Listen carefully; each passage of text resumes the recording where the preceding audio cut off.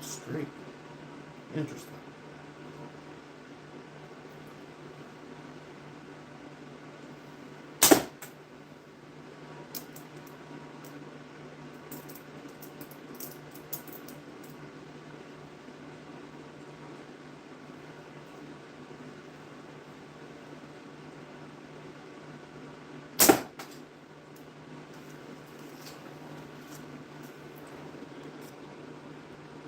Hey, what's going on, guys?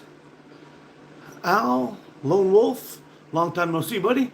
Mike, Shades. Hey, Andrew, what's going on, buddy? Pathmaker, good morning. Hawk Slings, Ropa, Young King Catapults. How's everyone doing this morning, man? Mikey, what's going on, bro? How you doing, buddy? Should have took that bet, buddy. I should have took that bet.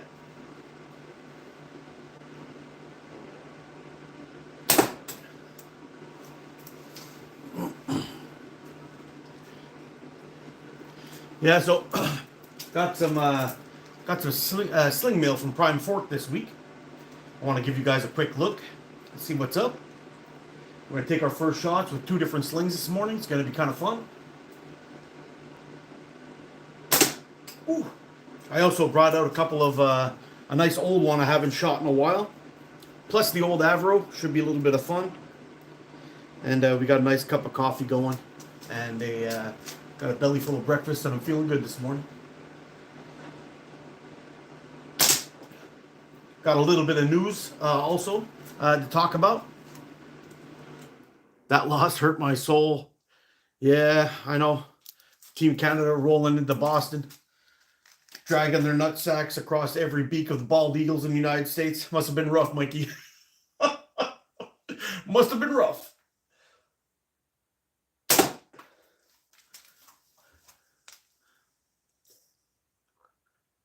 Fine home painting. Bub, what's going on, man?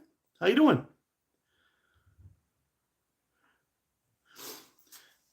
Yeah, so the first one I got up here today, we're shooting we're shooting this we're shooting this little beauty here. It's the ergonomic. What's going on, Kerry? How you doing, buddy? How's that frame treating you, bud? Hope you're liking it.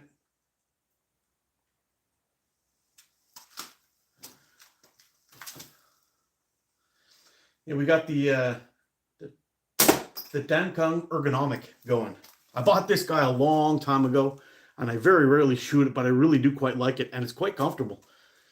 And for some reason, at this moment, it's one of the it's one of the slingshots that doesn't hurt my finger. Oh, she's deadly too. Only on Sundays, criminally acoustic. Only on Sundays. Hawk Slings, what's going on, bro? Oh, got a piece of Benny on here.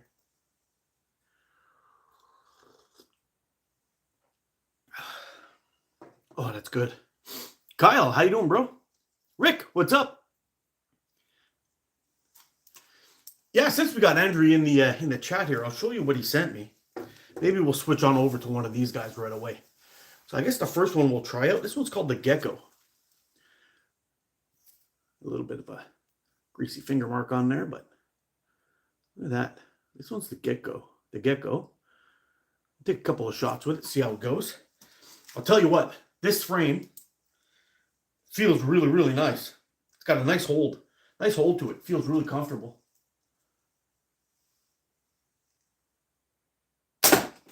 Woo. I'll tell you this, Omega Slings 0.5 bring the heat. It's probably a little too much band for the distance I'm shooting in the garage. But, oh yeah, right on target. But, packs a wallop.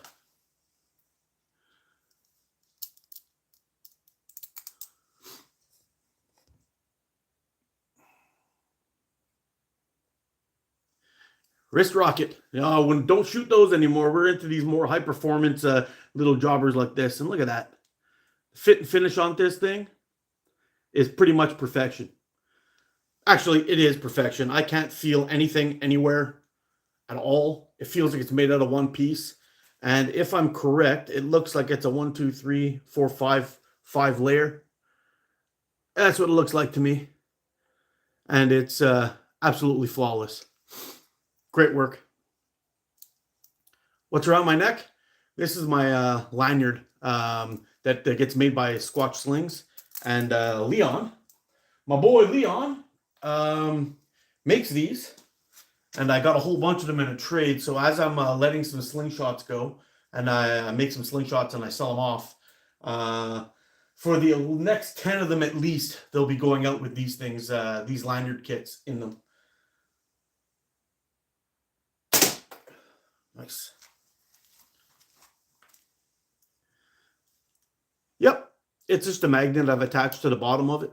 It's a magnet wrapped up in leather. It's got a nice little lobster clip on there that fits right through the loop. It's really nice. Second place, Joe. What's happening, bro?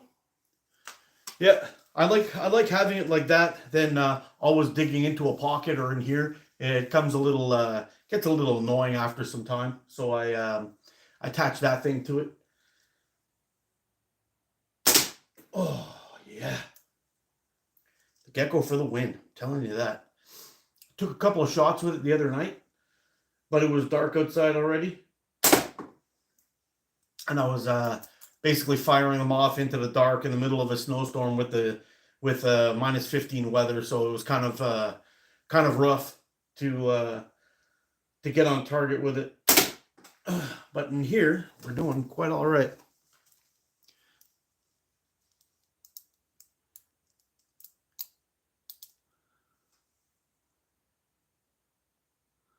What can that slingshot take out?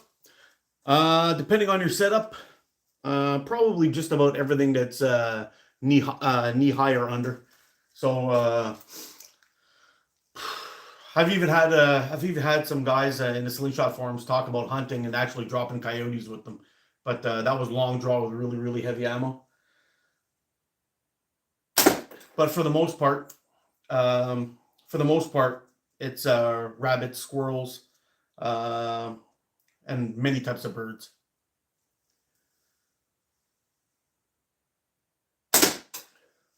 Sweet. Will it hurt landlords? Absolutely, John.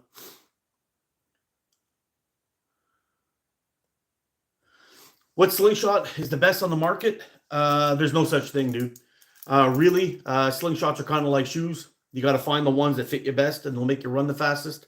When you've done a little bit of shooting and you kind of figure it out, you'll start to realize where you like to anchor and how wide your forks need to be point on at a certain distance, and that will get you there. So if you are looking for your first slingshot, I would recommend one that you could adjust the width, and then you can start poking around and seeing what else is out there that you may or may not like. But it's the bands that bring all the power. So when you start getting into your slingshots and your slingshot elastic, I shoot pretty much exclusively Omega Slings. It's one of the best bands, best bang for your buck that I've found for speed, power, and longevity. And you could find a number of things over at Omega Slings, USA.com. Check them out. One of the best things you can get your hands on out there, that's for sure. Sweet. Really good stuff.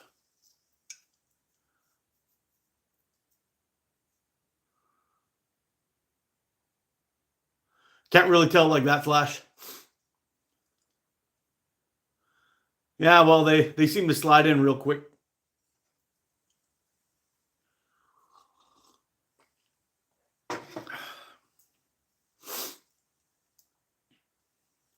So, I've been having a little bit of trouble with the merch, guys.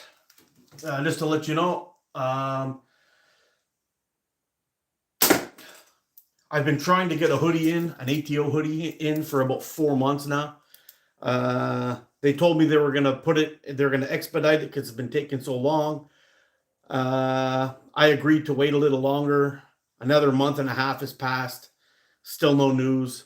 So I sent an email over to them today, losing my shit on them. And anyway, I should be getting my money back. And I've already started with a new company this morning. I'm in the setup process. I'm in the setup process at the moment, making sure that we can get everything dialed in. And I'll be putting up a new store soon.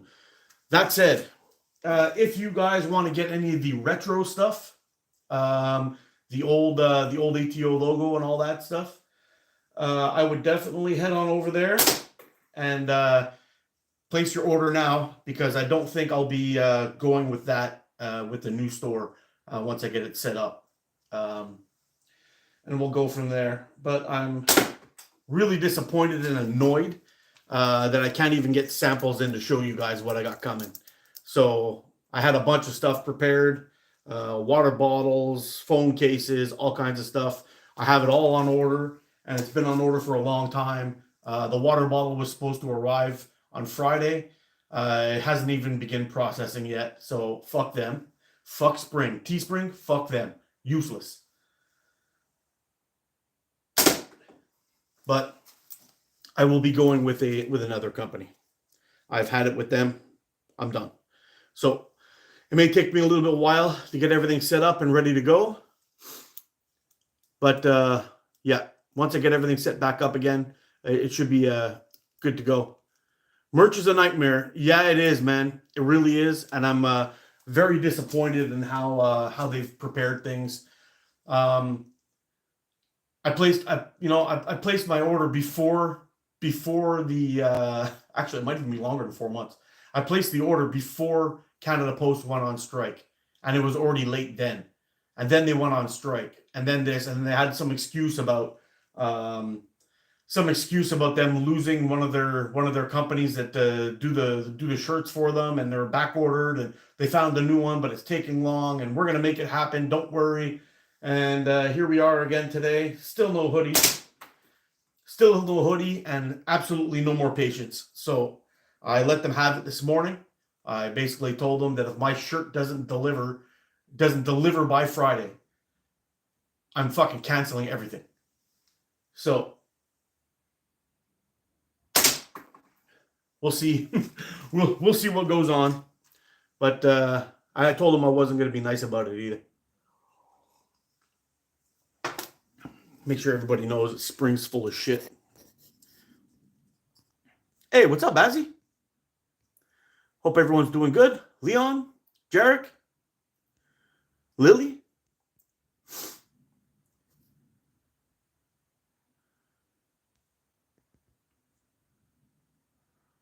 Be back in a few. Okay, Leon. Nice haircut. Thanks. I work hard on this. Canuckistan. Oh, here we go. Eh? All the funny posts.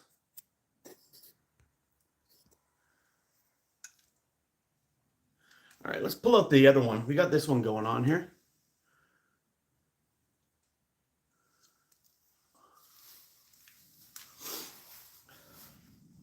And this one here is called the Raiden. Look at this. It's sexy. This is off the charts. Nice aluminum core. This is another five layer dube. We got a job. We got a aluminum core in there with some red, dark red liners and black and white G10. Looks freaking awesome. Red pins. Yeah, we're gonna take our first shots with this one today too. We'll see how it goes. I really like that hole in the middle. Looks freaking badass. Feels good in the hand too. I'll give you that.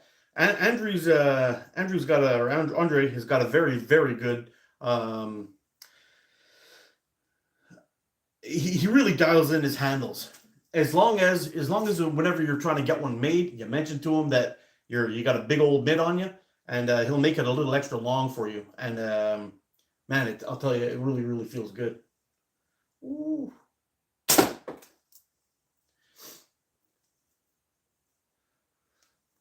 See if we can get a hit on that 2 centimeter flipper in a couple. A little bit low on that one. Okay, I might be shooting it a little bit high on the anchor. Let's see. There we go. Got it in 3. That's pretty good. Pretty good for the first couple of shots. Mrs. Hicks, how you doing?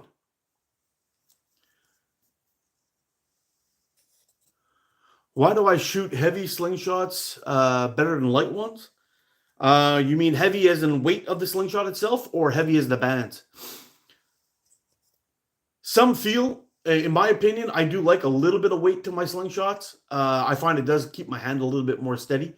I find lighter ones, you tend to fight the elastic more than actually feel the weight of the slingshot. So I don't know.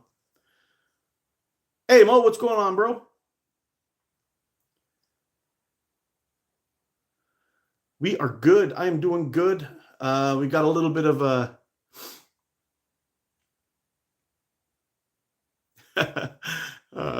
Copperbeard. I got all the tricks, man.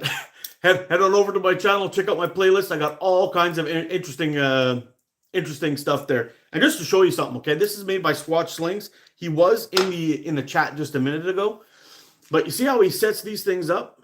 You can kind of adjust them to the height and everything that you like them. So if, for example, you like them to hang a little bit higher, you just tighten them up. And if you want to get out, you just give them a little pull and they'll stretch right out. If you like them hanging low, you like them hanging high. Either way, it'll work out for you. Quite nice. He does amazing work.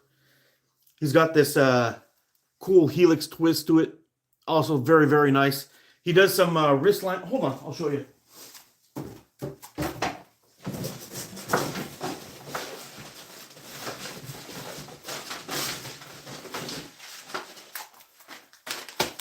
All right, so when I'm selling these guys, the slingshots off, just to show you my design, if you've never seen it before, this is called the Avro. I make these, my design. I'll be shooting this one a little bit later. I've got a couple. I've got one here that's kind of in the works. This one here is a wood one with some micarta and G10. It's going to be pretty nice.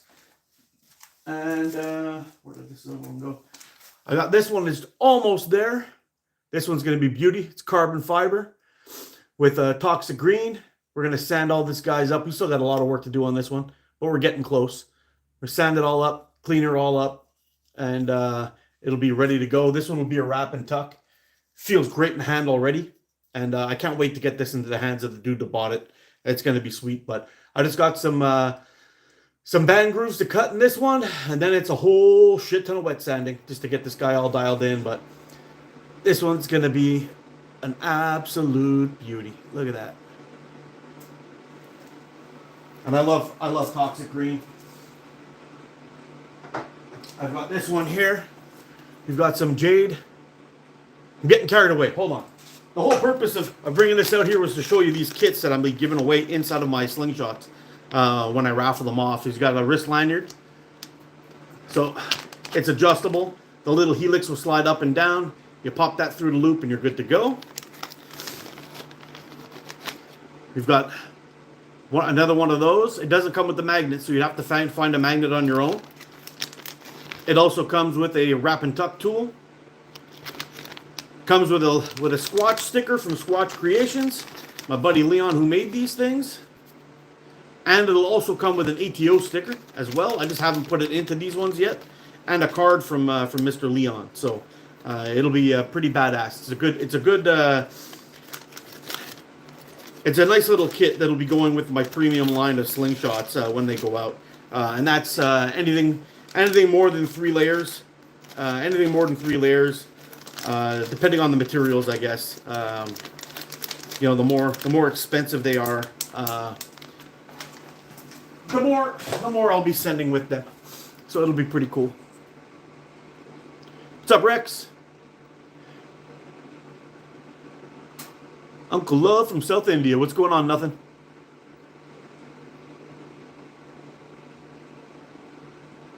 Scruffy Nerd. Grand morning to y'all. What's up, Scruffy?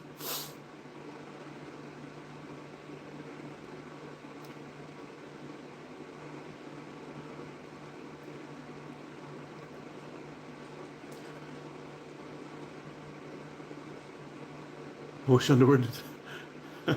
Leon does do awesome work. He is the absolute man. Leon, you're the man. Thank you for the support, dude. You're a good friend, man. Working on my first 90 for 1,000 sub giveaway. Oh man, that's sweet news, dude. And I hope that flooding doesn't get any worse in your area, man.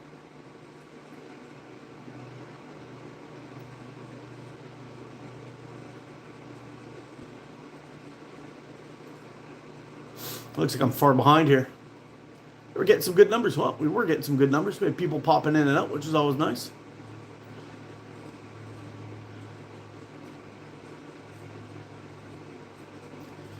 Yeah, so let's take a few more shots with this Raiden here. I'll give you another look at this thing. This is beautiful. Andrew does amazing work, man. Look at this. Once it cools off or warms up a little bit, I'll be doing a couple of reviews. I'm gonna start getting back onto those videos again. It's been a while since we've done them, so it'll be fun to get some reviews and do some videos again. The lives are fun. Ooh. But I think the algorithm also likes to see videos pop up from time to time. So I think that's what we'll do. We'll get a couple of videos done, a couple of shorts done. And yep. So if anybody would like to see any more build videos, I will definitely do that. If you're down for that or you're interested in it, I'll do a couple of build videos. I got some new equipment which is helping me out tremendously, which is pretty cool. There's a part of me that's thinking I might end up selling off the scroll saw. I don't think I use it enough, and I think it's easier to control. Oh, nice! It's easier to control with the Blade Runner, and the blades seem to last much longer also. So I think I might just sell that thing off, or keep it for other small projects, but.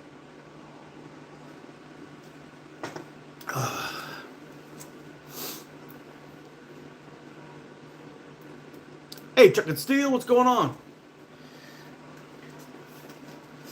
Yeah, so this morning after absolutely losing my shit on Teespring, I started putting together a new merch store, and we'll see how that goes. Hopefully, we can get all that dialed in and ready to go. And pretty soon, and I can get that done. I think going forward this time, though, I know in the beginning I started off making some designs real quick, putting them out there, and I liked some of them. I liked some of them. They were pretty good.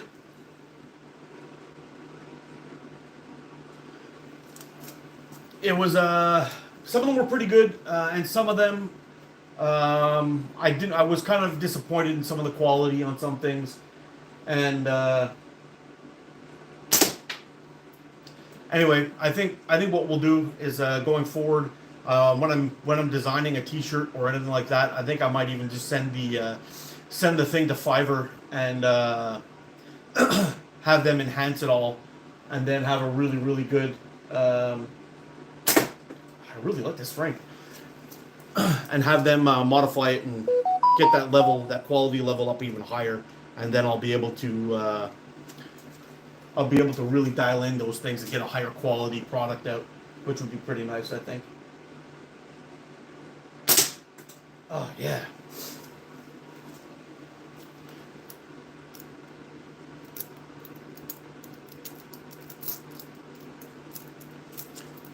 Really like the colors of the green one you showed. Oh, just to let you know, I got another one of those in the works, but this one's going to have thinner liners. I'll try to get farther in this one today, but this one will have a.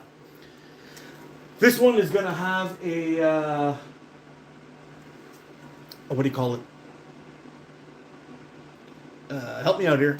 A carbon fiber face to it as well when this one's done. So it's going to kind of look very similar to this one, but it's going to be clipped, and the green in the center is going to be thinner. I also have one of these that just went out to a.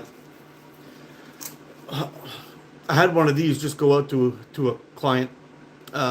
This one was a major screw up. I had it pretty much blew up, chopped my finger up pretty bad, which is still not working properly yet. But I'm thinking about re-drilling this one up and just keeping it myself. I think it'll be a nice little shooter for me. And yeah, that'll be it, I think. I'll just sand her up real nice, get her all cleaned up. There's a couple of spots on this one. This one's a bit of a screw up. So we'll see if we can clean her up and still be able to shoot it myself. But we'll see how it goes. Yeah. Sounds Canadian because he is Canadian.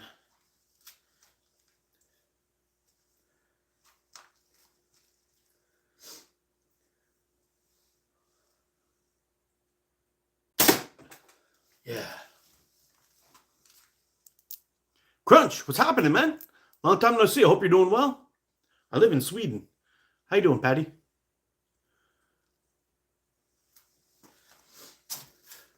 Yeah, so it should be pretty interesting. We'll see how all this goes. I've got a few other frames in the works, and I just got some more carbon fiber in. So I'm thinking I'll be busting out a few more fancy frames in the very near future. But I'm kind of interested in these guys. I mean, this one will go probably a little cheaper than the other ones did. This is going to be another wrap and tuck. I've got another one with dark walnut that I kind of screwed up on the router, but this one lined up pretty good. Not entirely sure just yet what I'm going to do with this one. If I'm going to raffle it off, or I'm thinking about doing a giveaway for members and sending this one off to somebody. We'll see how it goes. I don't know, guys. Even if there's any members in the chat, I've been trying to go live the last couple of times. I've gone live a couple of times, and I'm not sure the members are actually getting the notification. So I've done it 2 or 3 times, I think, in a row, and nobody kind of showed up. So I don't know what's going on with that, if the notifications are getting out to you or not, but we'll see. We will see. Turn on bell notifications. Yes, sir. That's the first thing I do. Backwoods Bozo. How you doing, bro? Getting a little shooting done with the new Raiden from Prime 4 Catapults. Andrew does lovely work, man. I'm telling you. Joseph, what's happening, man? And then we got the Gecko also. We're shooting this guy out here today, which is pretty sweet. I'm a nice big fan of this one too. Be right back. Okay, buddy.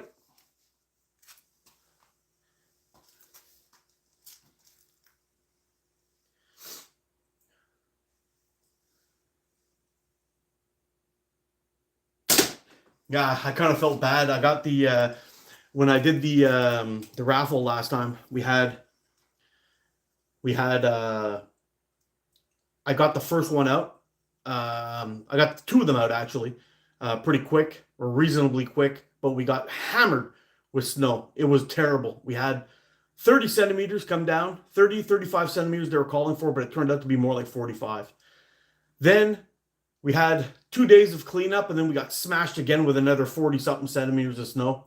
It was freaking brutal. In the last live with Jordan from Smo Slings, I was out here in this exact same spot chatting with everybody, and the snow was blowing under my garage door. And by the time we were done, I had a foot of snow in front of the garage. It was a really nightmare. But it made traffic tough, and I couldn't get back to the post office for a while. And then finally we got it. I got it all done. Got the last one set out. So I'm hoping it arrives in its location pretty soon. And I hope the winner really likes that frame, because as much as I like the carbon fiber one was absolutely beautiful. Probably the nicest slingshot that I've built to date. That red one. That red one just felt and held in the hand so nice. I'll give you a look at that one that the other winner won. It's very similar to this one. Very similar to this, except for I've got red, natural, and then black micarta. In the one that he won, it was red in the center, black where the natural would be, and then red in the front. It was really nice. Still can't put the Aries down. Oh, I bet. Aries is a sweet slingshot, man. I was going to bring mine out today. You in Canada? Yes, sir. I'm in Canada. Get a couple of shots with the Avro. These bands have been on here forever too. I'm telling you, this thing shoots like a freaking laser beam. It's almost like a cheat code with this thing.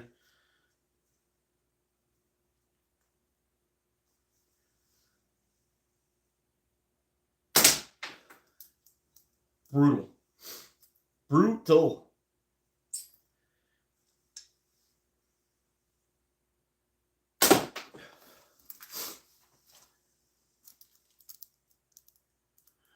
Are we having a good morning? Yes, I am, Bentley. I hope you're having a good morning too. Michigan, nice.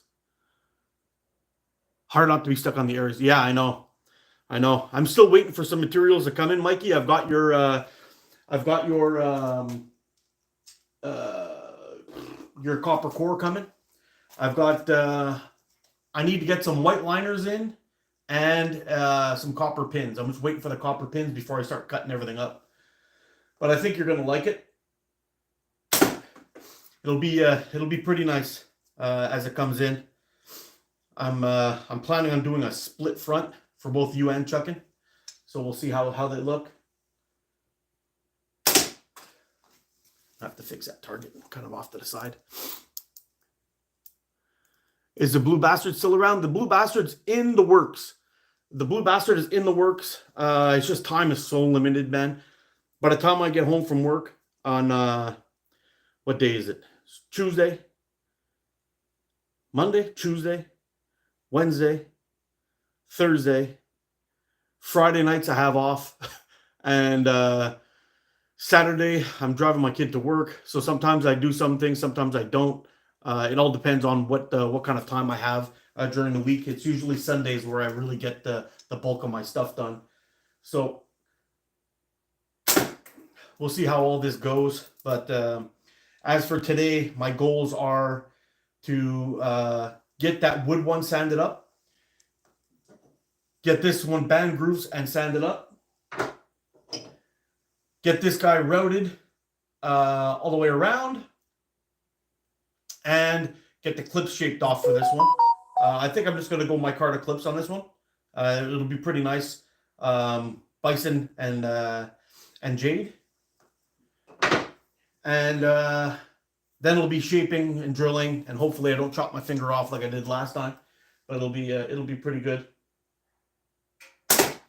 Yeah, for both Mikey and Chuckin', your guys' frames are going to be clipless because of the templates. Not templates, but the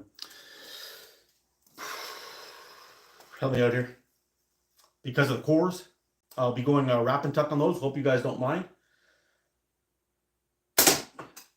But with a split front, it's going to require a little bit of.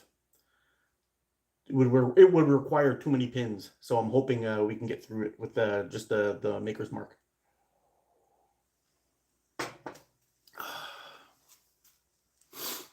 Do you go hunting? You can go hunting. In my area where I live, I'm not allowed to go hunting. It's illegal with a slingshot, but yeah, that's that. That's all I can say about that.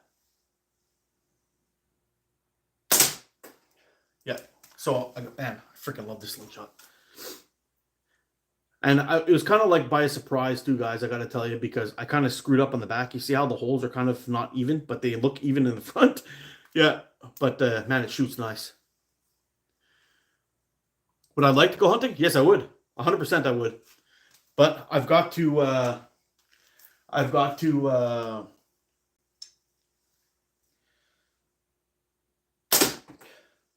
follow the regulations here. So if I want to go hunting, I have to change provinces. I have to go to another province, which is about an hour drive minimum, or that's not really fair to say. About 40-minute drive just to get there. And then once I'm in there, I have to find land that I'm able to use that's legal. That's part of the issue. So when I'm able to find land that I'm allowed to hunt on, it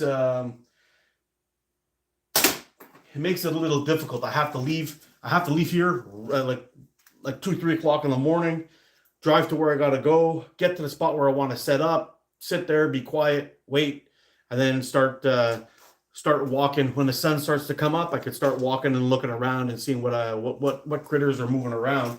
But I've got some plans for next year. We'll see what's going on. There may be some bow hunting videos coming. I will let you know about that. And that'll be done here in Quebec. We'll see how that goes. If we find a spot, oh, that was a nice hit. If we find a spot in Ontario, I will be bringing a slingshot with me as well. And then we can switch hit a little bit. Mikey, a fluffer. Do you have a bow? Yes, sir. I got 2 of them. I've got a traditional bow, a Samick Sage recurve takedown, and I've got a compound. Have I ever shot a bow? Yeah, I have. I own 2 of them. I shoot them both. But I actually found land out here where I'm going to be able to practice and get into hunting form for the season when it starts. So yeah, we'll definitely see how that goes. If all turns out nice, I'll be able to do that. I'll be able to do a turkey hunt, the spring hunt, and the fall hunt. Give me a second. I'm going to fix my target here.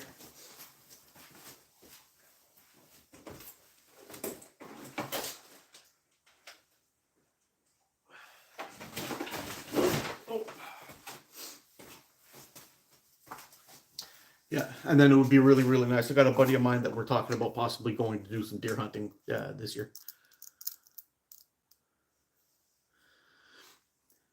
Don't hurt your hand? I won't hurt my hand shooting, but I might hurt my hand making slingshots. I'll tell you what, though, guys. It's healing up quite nicely. But I still don't have a full... Oh, that's getting better. I can almost tuck it in a fist. I can almost get it in there all the way. But it hurts a little bit when I extend it out and I bring it all in. I think I might have caught it a little bit on the tendon, or chopped up a muscle a little bit too, maybe.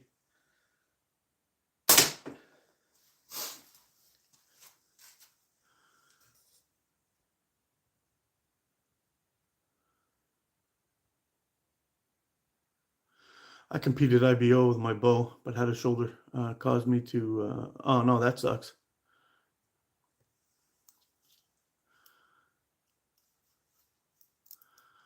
I just tuned in, wondering what you hunt in your area. Yeah, we've got in our area, I mean, not far from where I am, I guess about an hour's drive. We've got deer, moose. We've actually had an elk roam through that area too, which is kind of weird because we don't have many here in Quebec.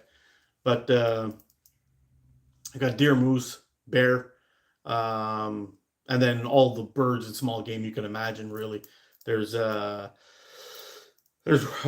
rabbits, cottontail rabbit. There's snowshoe hare.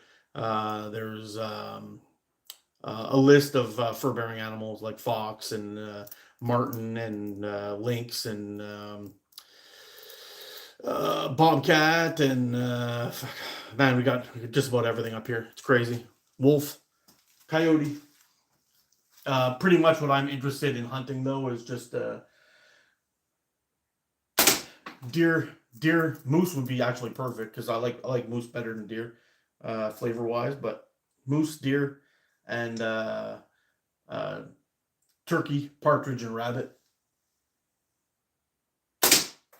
I'll make a kick-ass rabbit curry stew. So if I ever have the opportunity to get some rabbits locked down, I think that'll be the way to go.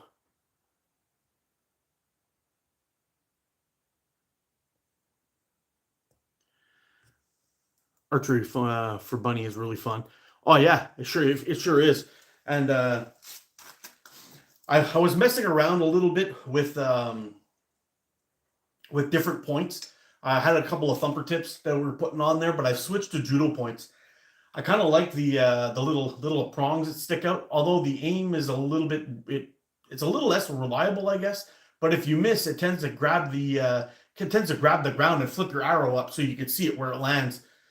The other points I found where sometimes I still buried my shot in the ground, but I preferred the judo points. Judo points were pretty nice.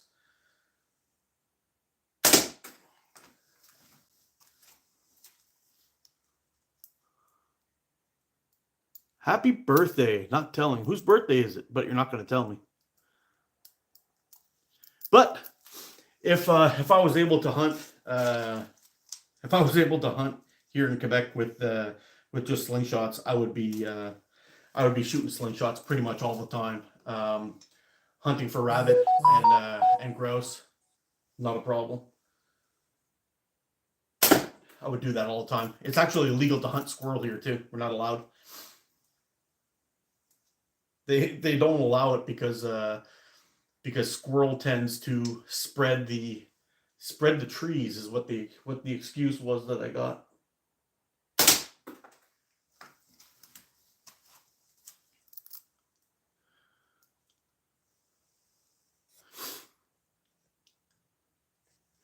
Yeah, I'm pretty excited to be able to dial in that to dial in some of these frames. I've figured out a few things that has really boosted up my quality, and I'm hoping that that all the future frames that are going to be going out are going to be the same. I know I was working with my Micarta a lot recently because it's so easy on the saw blades. But I've slowly but surely started to switch back to the G10. The G10, I don't know, something about it that sands and comes to a nicer finish. The Micarta, I found wet sanding is not really doable. Everything is dry sanding, which means I have to wear my respirator all the time, which gets annoying.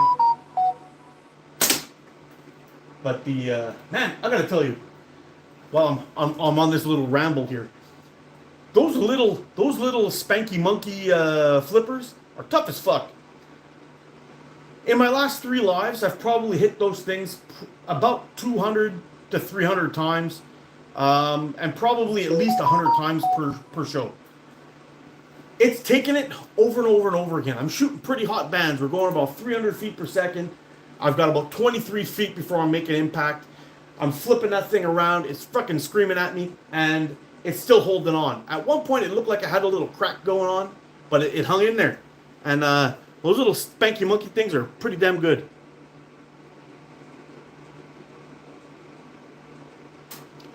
I don't know if it's true. I've always heard that killing squirrels in an area, they go into hyperdrive and start reproducing like crazy.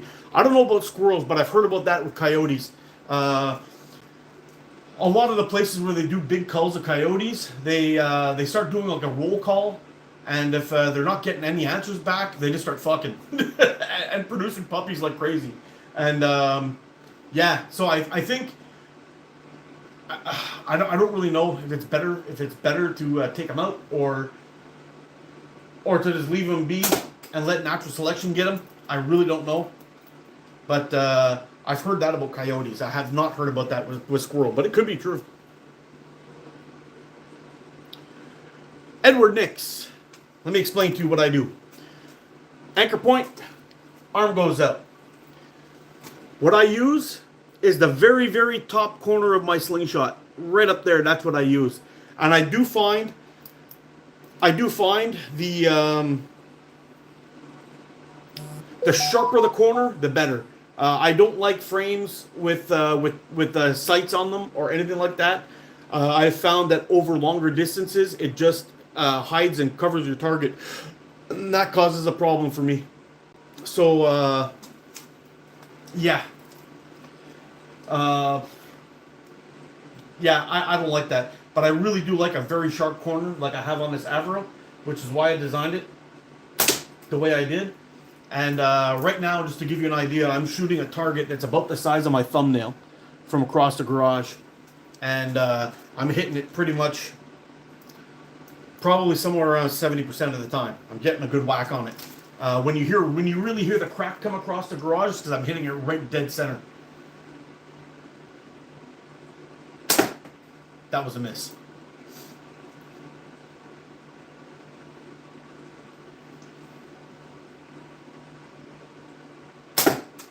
So was that. All that shit talking, eh? It always happens like that. Am I going? Rex, I really can't promise anything, dude. Right now, everything that's going on in Canada, everything is so fucking expensive. It's an absolute nightmare in here. Now with the tariffs, me being in the steel industry, I have no idea what's going to happen or if I'll even have a job soon. So it is what it is, man. I can't promise anything. And for me to spend a bunch of money driving down there, taking care of things, doing my show, shooting down there, the cost of all that would be kind of foolish for me to spend any kind of extra money. Otherwise, I don't know what's going to happen.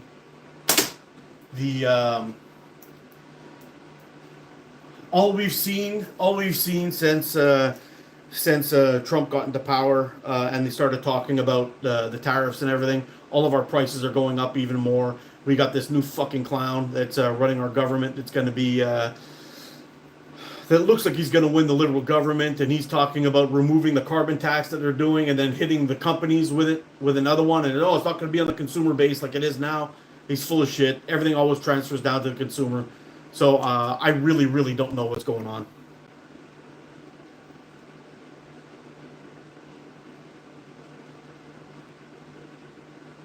Oh, yeah, I got a little mink oil, man. I always give those a run, a rub down.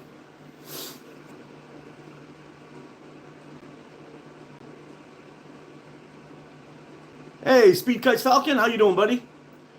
Nice to see you from Greece. It's awesome. Oh, bro, there's nothing more than I would like to go down there and give all you guys hugs, man. I'm telling you, there's so many good people in this community that I would love to go down and visit and hang out with. But at this point now, the way the price and the cost of everything, and me running around like I am with all these little side hustles I going on, we're making it, but it's like fuck. I'm not going to be able to take a vacation. I'm not going to be able to do anything because of all this shit. So, what really needs to happen is we need to have an election, and the election keeps on getting pushed off. And in Canada, if we have part of our laws or regulations or whatever the fuck you want to call it, if there's a state of emergency, they could push the elections back another year, so it'll be 5 years. Part of the problem with that is here we are at this point with the tariffs. They're considering it an economic emergency, and they're wanting to bump the thing back to 2026. I can't stand another fucking year of this asshole or all of his cronies. So I don't know what we're gonna do at this point.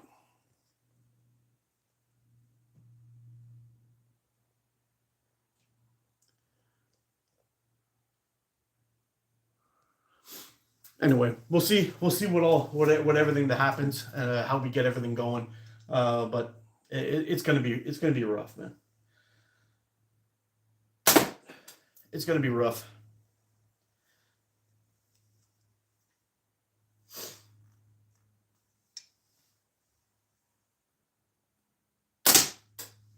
But I'll tell you this: I'm really glad you guys got Trump in there, and he's gonna drain that fucking swamp a little bit.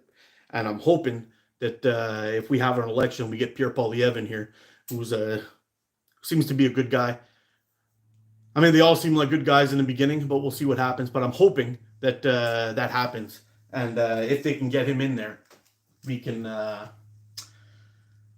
drain our swamp too, because the swamp needs draining. Let me tell you that.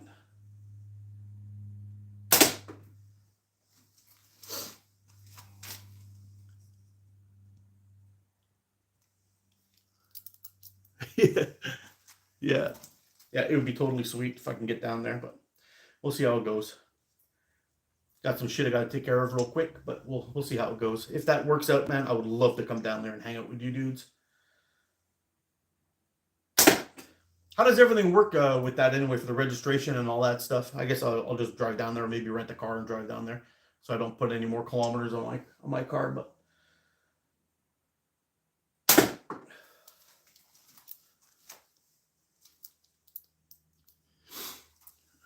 All right, Mikey, let me work on it, dude. Let me work on it. I'll let you know where I'm at and what's going on. And we'll go from there. What's the date of it? Let me know what the date is.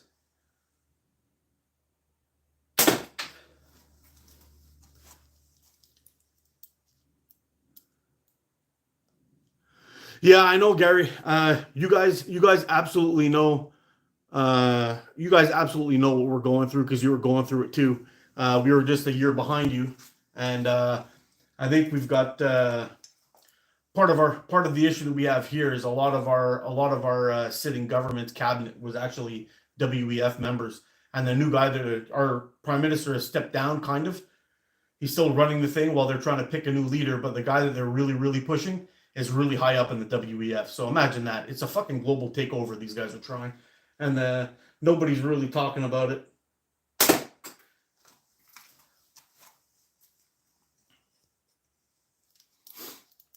May 29th to June 1st.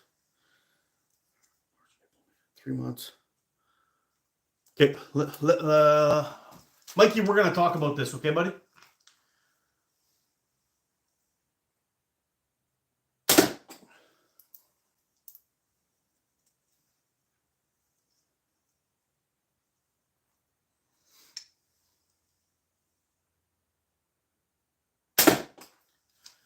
I'm gonna have to get all geared up in my Omega Sling stuff.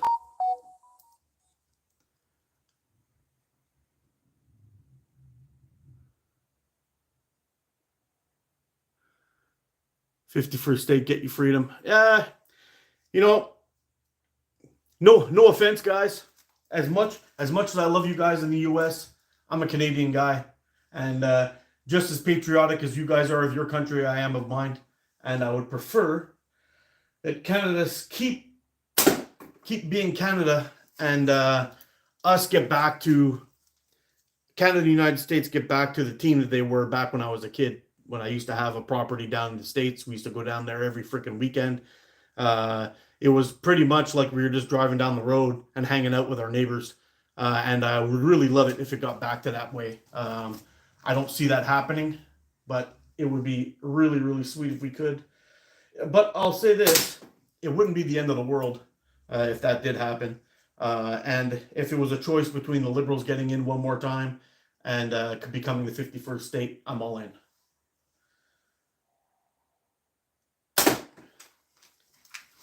I just don't like what's going on with our country.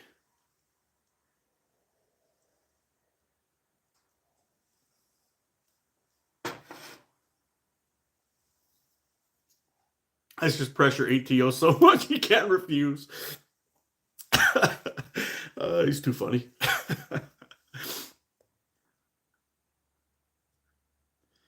Need a GoFundMe to get ATO to ECST. Not really, Tom. Hey, Thomas, you didn't get your sling, did you? Has it arrived yet?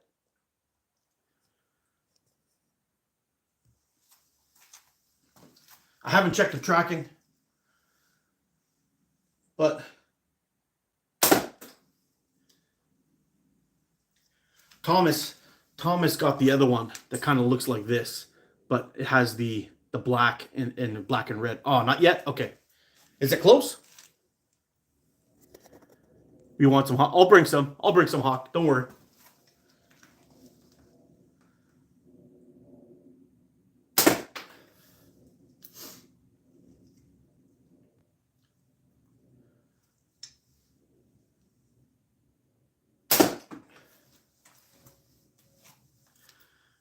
Bring some to sell? No. Well, maybe. You never know. Your brothers want to get a handshake. None of you guys are getting a handshake. You're all getting hugs, bro. That's how it is, man. I'm not even a hugger, but you guys are getting hugs. Bezoos. Hello, good sir. How are you? I'm doing good. And you? Are the 0.6 Omega what you're shooting? No, I'm shooting. These are 0.45 actually, what I got on here. And it's plenty of zip on these ones on the Avro for this little short distance here in the garage. Man.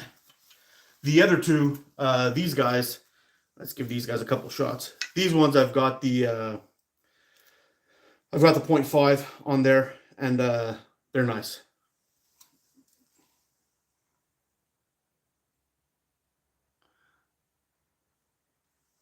Everyone's mad about the change of Gulf of America. I don't know why. Who cares? Who cares? A Gulf is a Gulf is a Gulf.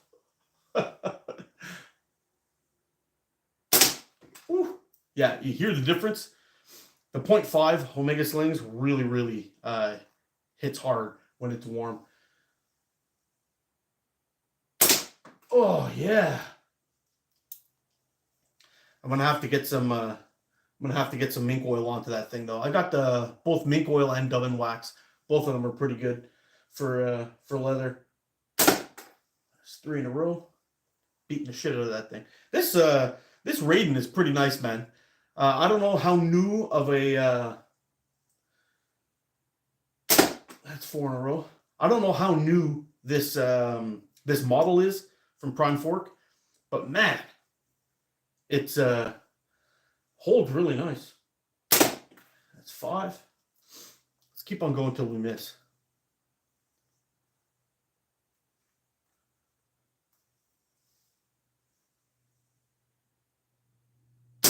Ah, that's a miss. Oh well. That always happens when I talk shit. Trick shot. How's everyone today? We're doing good, buddy.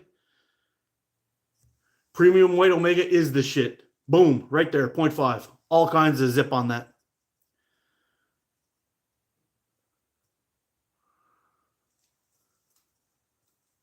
WD-40 is good for leather. Yes, sir. I buy the one that comes like it looks like Vaseline kind of. You basically scoop it up and you rub it on. I find it's better than the oil. This one, it kind of penetrates more, conditions better. Yeah, for me, I like that one. I've had good results with the oil, but it's a little bit sloppy and messy. The other one you can kind of really work in with your fingers. I much prefer it.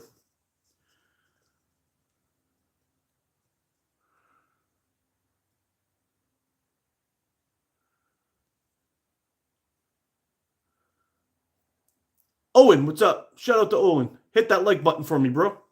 New shooter from Wisconsin. How you doing, buddy? How's the winter over there? You get out on the ice, do some ice fishing? You guys have a good season for ice fishing out there. Oh yeah.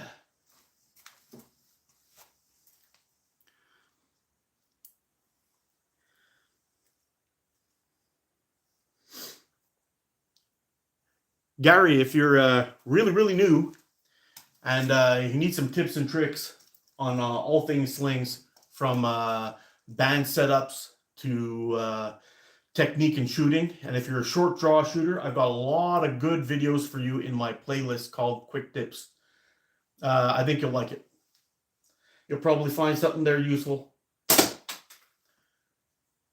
Yep, that little flipper's tough, boy.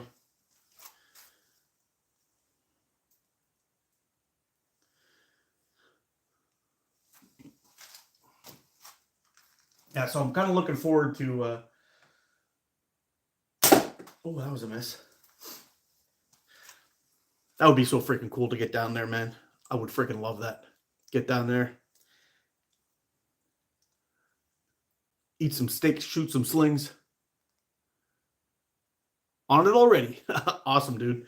Yeah, I got a lot of good information on those things, from figuring out your anchor point, how fork widths change your shooting or change your aim. I've got sight picture talking, all kinds of things. How to figure out how to shoot longer distances. Anyway, there's lots and lots of stuff on there I think you'll find interesting.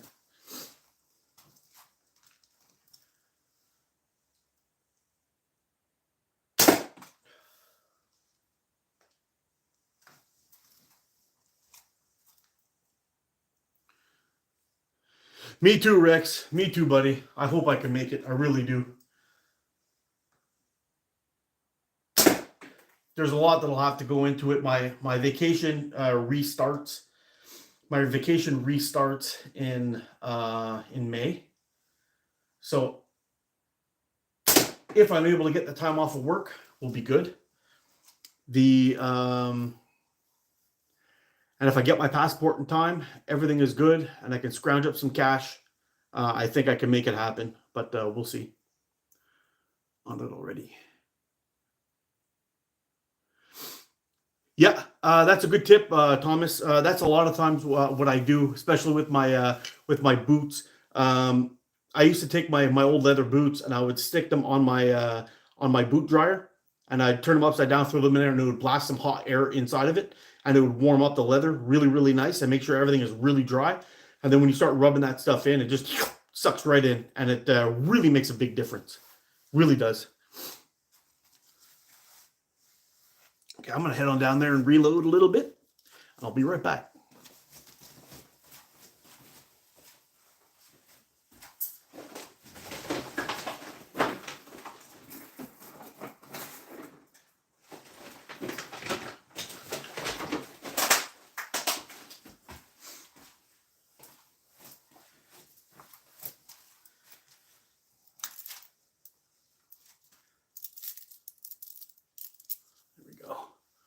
You're reloaded and ready to rock.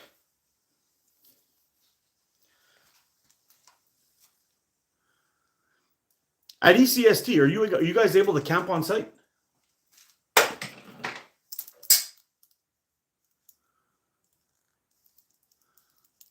Oh, I'm sure, Mikey. I'm sure.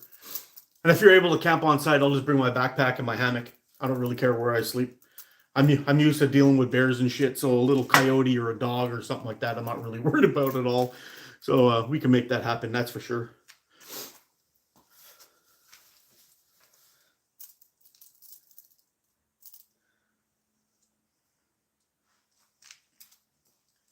As long as I'm not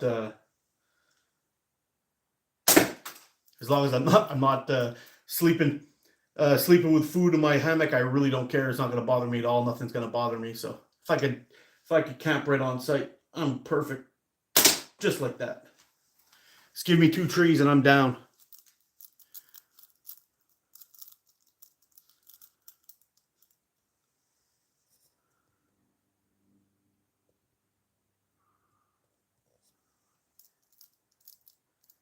Camping at ECST this year. Oh, sweet.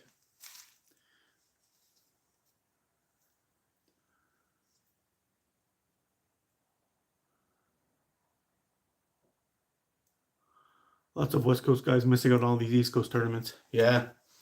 I think the only one that they have out there is a West Coast Slingshot tournament, right? For the West Coast guys.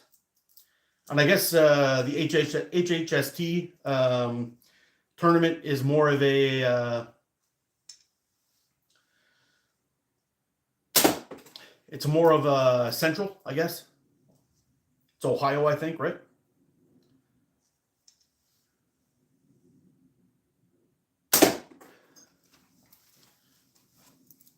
Yo, Zach, what's happening, man?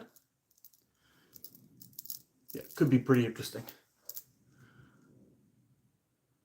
West Coast Slinger needs a makeover to make it worth going to, even for me.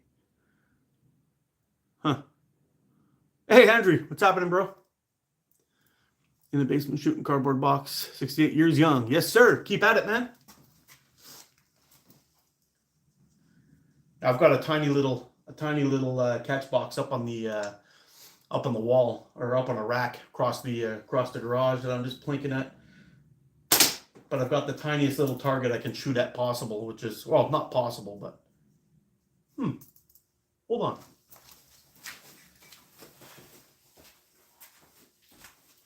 Let's see what we got here. I know I got one in here somewhere.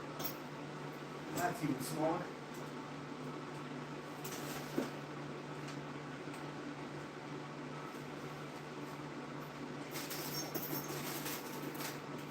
Oh shit, it broke.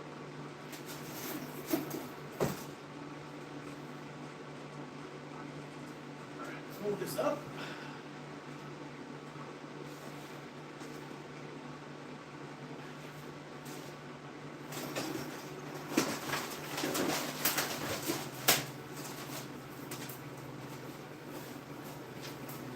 Alright, this is the catch box I'm shooting at. And this is the tiny little flipper. You can see I can completely cover it with my thumb. And it's starting to spread out now that I've beaten the shit out of it a little bit and got a little bit of a tear down at the bottom and up at the top. So I don't know how long this one's going to last, but we'll see. But to be fair, we've put an absolute ass kicking on it. So it is what it is. But this is what we're going to set up now. This tiny little guy. And I'll zip tie this up to the top. That'll give me a good spot to shoot at.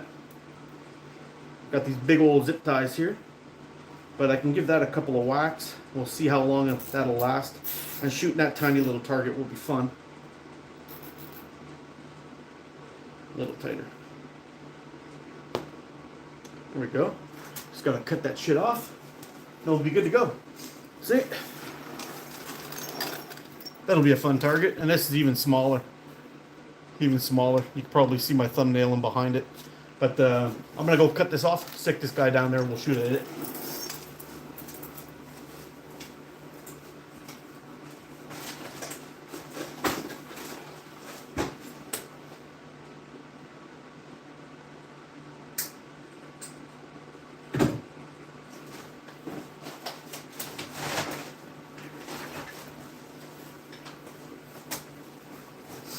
There we go.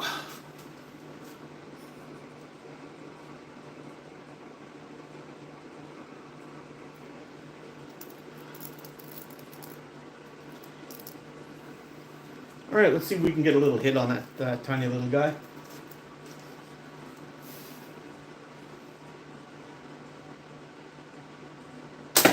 Oh, just low. This one's going to be a challenge. Well, that's 3/8 steel. We don't need that. A little low, but we were close. Yeah, this is much more of a challenge. I should have put this guy on there before.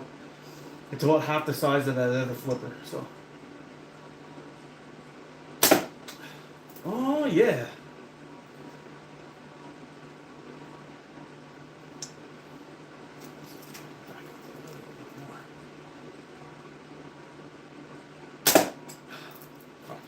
So close.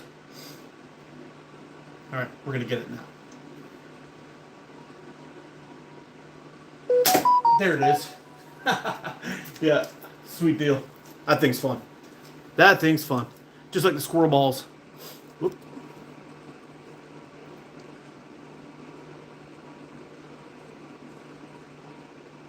Yeah, I think it's about a 6-hour drive for me to get there. It's somewhere around there. Around 6 hours. Shouldn't be too bad. Pennsylvania, right? ECST?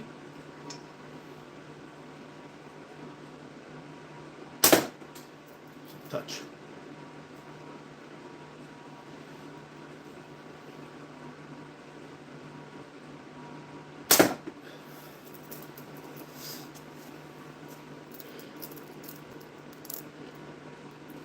John, it is for everyone. They have an amateur class for beginners to have a chance at the trophy. Oh, that's cool.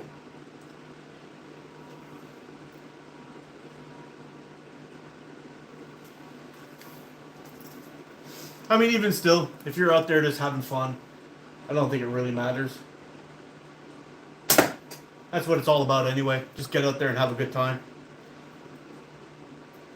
That's if I ever get down there, that's what it's going to be about for me.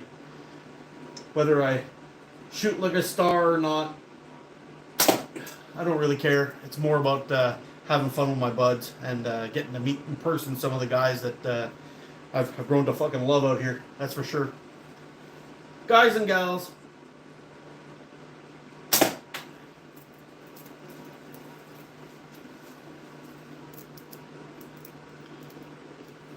Brenna, what's up?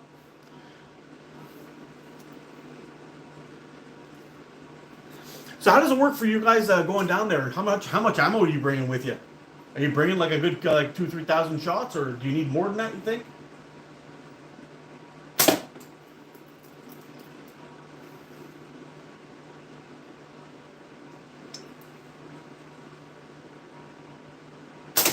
Oh, another good shot.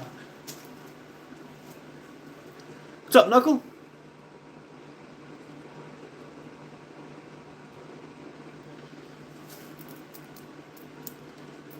Mr. Z, what's happening, bro?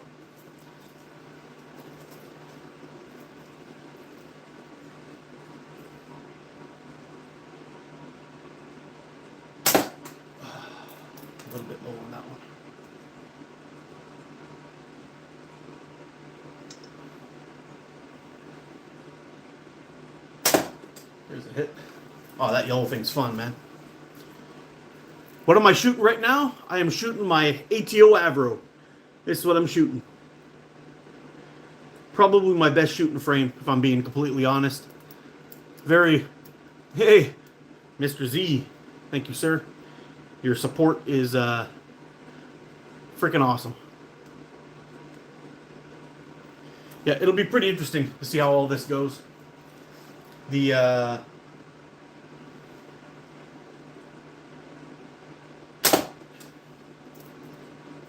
shooting the Avro is pretty damn sweet.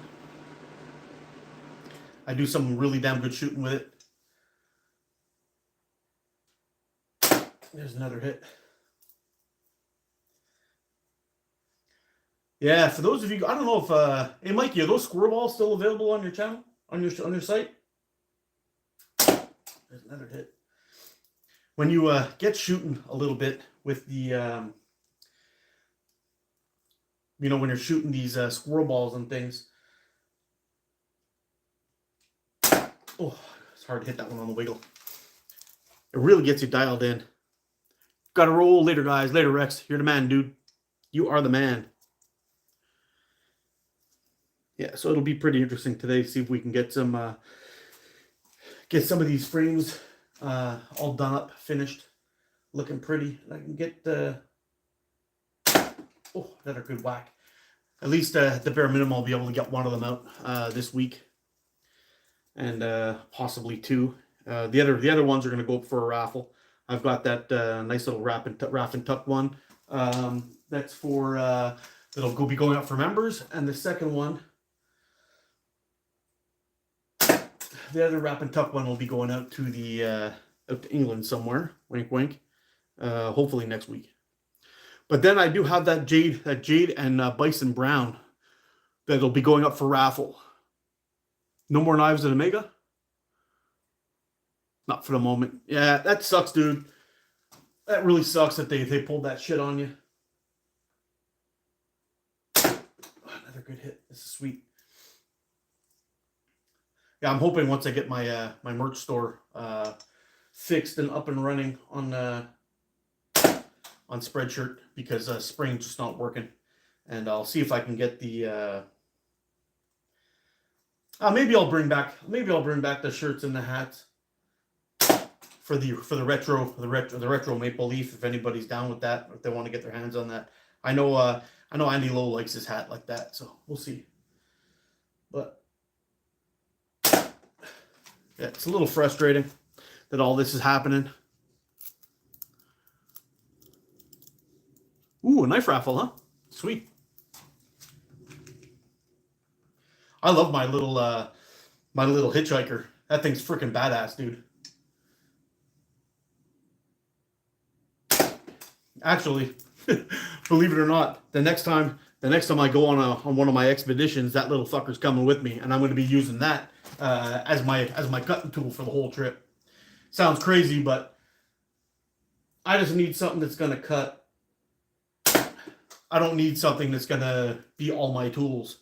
So as long as I got that plus a saw, I don't need anything else. Oh, yeah. Did you fart? No, I didn't. But I can if you ask nice. Had a little bit of MCT oil in my coffee this morning, so if I do fart, I'm not sure I'll be able to trust it. Okay, take care, John.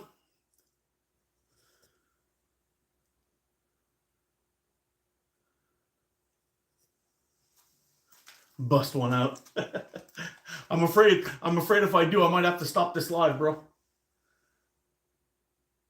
Oh, a little low on that one.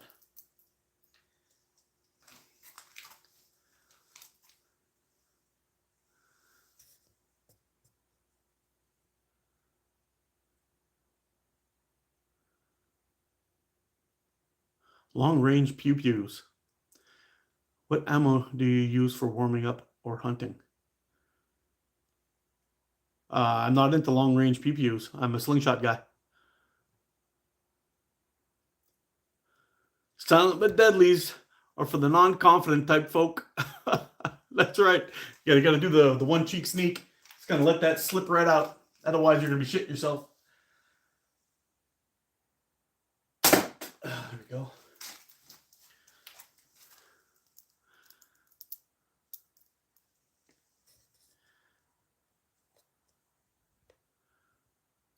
Hey, Patrick, what's up?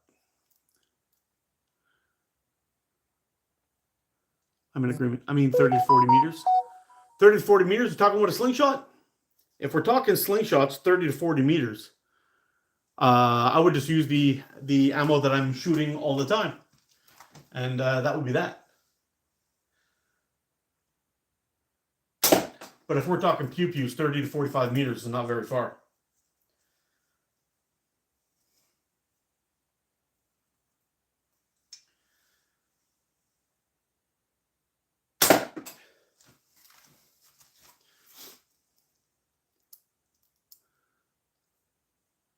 I hate guns.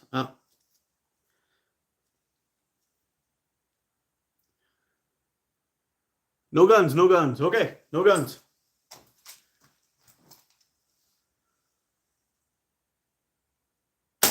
Oh yeah.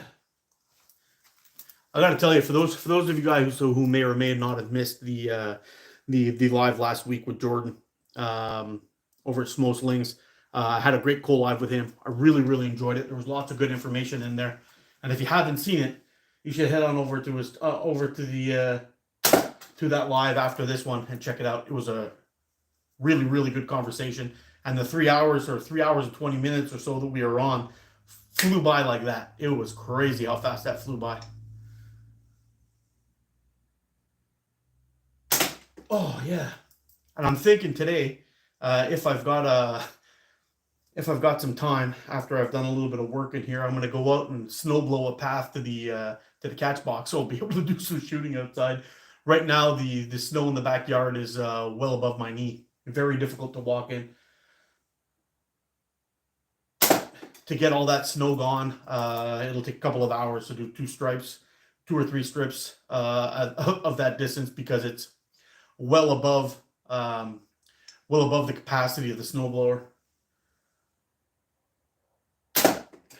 So anyway, but I wouldn't mind being able to get back out with the spin trap catch box and do some shooting in the backyard again once it starts to warm up just slightly.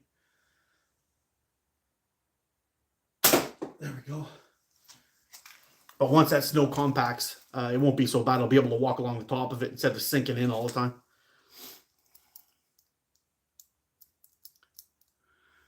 I need to go cry. Why are you going to go cry? What's going on, Alpine?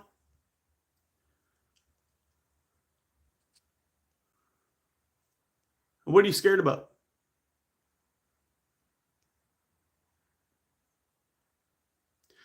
Spring is coming, but not fast enough, dude. We still got another, I don't know, at least another month of heavy snow before it starts to go away.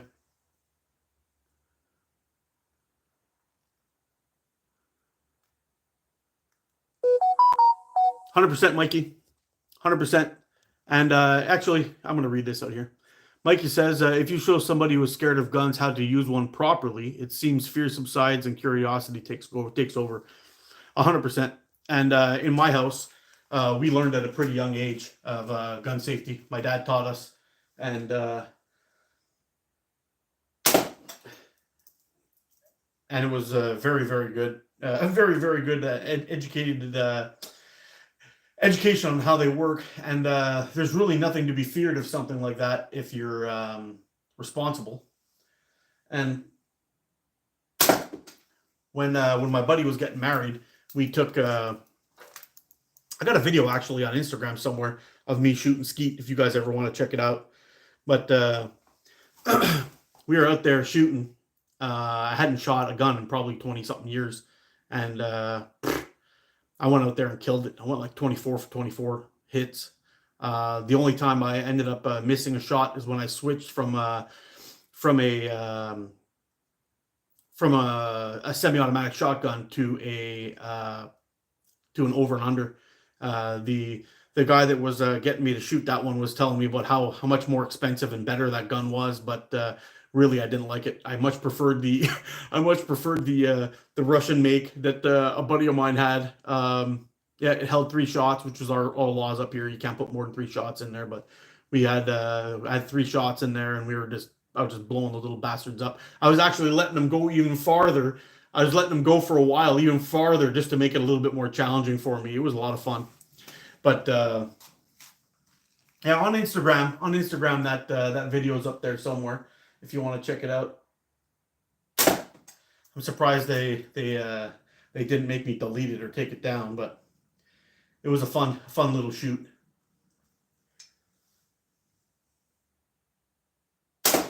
But while we were out there, having everybody there, we had to do a little conversation with all the guys there, because there wasn't many people. There was only 2 guys that actually brought their shotguns, and everybody was sharing them while shooting, testing, and trying them out.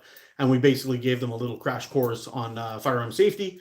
And then we went off when we went through it that way, and did our shots, and everyone got a chance to shoot 3 shots in a row, shooting skeet, and then the next guy would take it and do the same thing, and we kept on doing that over and over and over again.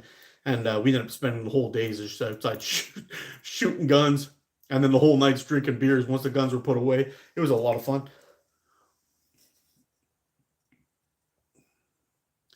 Hey, you look like the cringe grandpa meme. Oh, really? You know what? I heard your mom likes cringe grandpas, and she didn't mind it when I was pulling my balls out of her ass. Boop.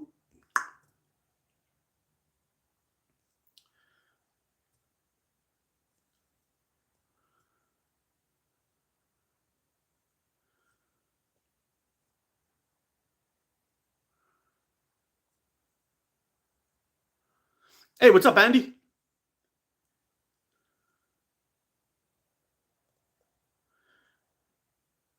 Daryl, what's happening, bro?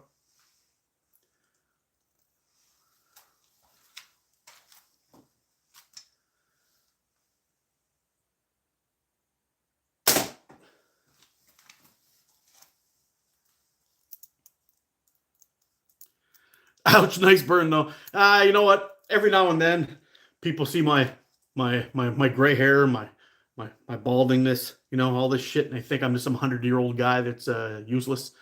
But you know what? I'm 49 years old and angry as fuck, and I try to keep it. In. But when I get stupid comments like that, I can't help but hitting them back. And here we are.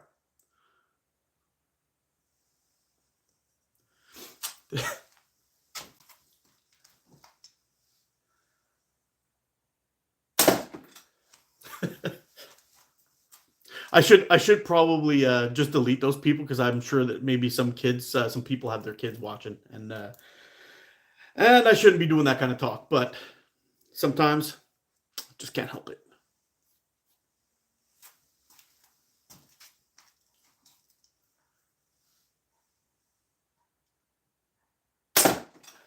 Oh man, lordy, my daughter is older than you. Yeah, you see? Don't be fooled by the gray. Don't be fooled by the gray. We all learned it somewhere. Yeah, we did. Man. Hey, Leon, how's it going?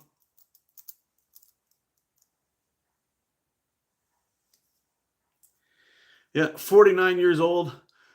Duck around and find out. Yes, sir. I will be 50 in May.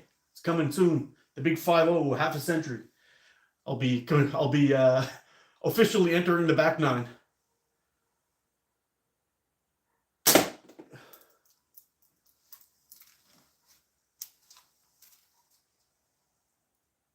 What frame? I got this one. This is the Raiden, an absolute beauty. Took my first shots with this one today. See that? And the other one that I got 2 of them. I'll show you here. And then we got the Gecko. And I got to tell you, man, both these frames hold really, really nice. Yeah, they're really nice. Andrew does amazing work. And the fit and finish on this one is about as perfect as it gets. We've got a little bit of a tiny little ring on there from the drill bit, but you don't feel it at all. There's nothing on here. Like, listen, nothing's catching at all. It's amazing work. Gray style mark. I rock the gray too. We'll be 60 this year. Sweet. This one too. Very, very good. And it's even harder. It's even harder to a little bit of a catch on the inside, but besides that, it's perfect. Perfect. It looks beautiful. Why the hole up top? It's to help with aiming. I have no idea. I think it's just to make it look cool. And I think he nailed it. It looks really, really cool. Thanks, eh? That wasn't a Canadian A, that was a capital A for Mr. A down there.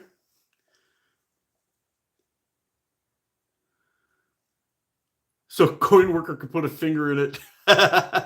Yeah. My DB days, I'm having breakfast, a basket case of concern for my grandmother that had a bad stroke. Oh no. Going to the hospice this afternoon. Well, I hope she's doing better, Alexander. I learned from you a lot. Oh, well, thank you. I'm glad you found my videos helpful. Tap on it. It says report or block. Shit attack, real shit. Is it just Mr. Z on YouTube? Weight reduction. Yeah, maybe. Maybe. Why do some makers use 2 screws and others use only 1? Some just use slots. Well, the slots are for wrap and tuck for the most part. And that comes down to personal preference, really. Which one do you like better? If you prefer clamps or, oh my God, I just said it. Clips or, thank God Coin's not in here. You never let me let that down. Yeah. Clips or, anyway, you know what I'm talking about. But, really, some people put 2, some people put 1. I don't think it really makes a difference as long as you've got a good, as long as you've got a good firm clip on there to hold the stuff down. I don't think it's much of an issue. As for the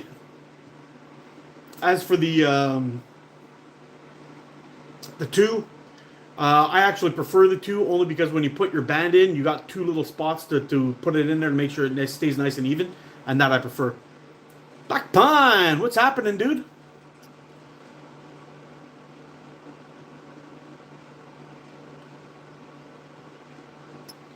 How to have thick bands like me?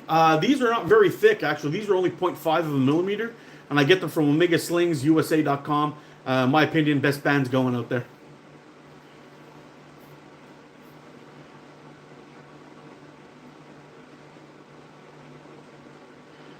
Do I use Simple Shot frames or bands? I have a few Simple Shot frames. I don't use their bands. I prefer Omega Slings.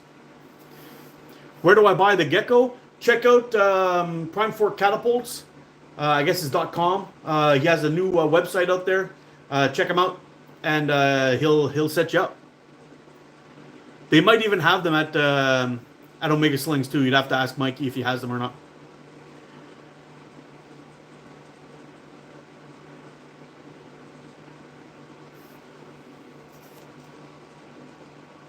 Hanging out at work waiting for that call. Oh man, hopefully you don't get that call. Hey Andy, you should definitely check out Colton's frame. It's called the Pulse. That thing's freaking badass. I should have brought that down with me today, actually. Right hand hold, Omega Slings right now. It's a beauty. I just got a hooligan with a brass core. Oh, sweet.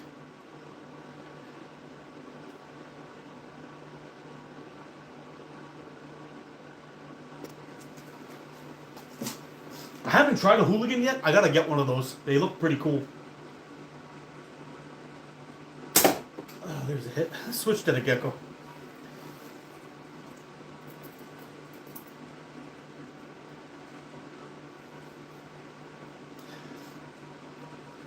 Like I've told some of you guys that I tend to have a bit of a a bit of trouble shooting a frame at nighttime because my night vision isn't great. Since they removed my my lenses in my eyes. There it is. But I'm kind of curious to see if a lighter color slingshot will make it a little bit better, so I can see my fork tip. My vision going distance in day or night is very, very good. I can see a mosquito's pecker from 100 meters, no problem. But anything close within that 6-foot range, I struggle with, and I'd have to wear these to be able to shoot, and I can't shoot with glasses. Maybe we'll try it. Let's see what happens. Just blur. Yeah, I don't even know where that hit. I have no idea. I can't see shit.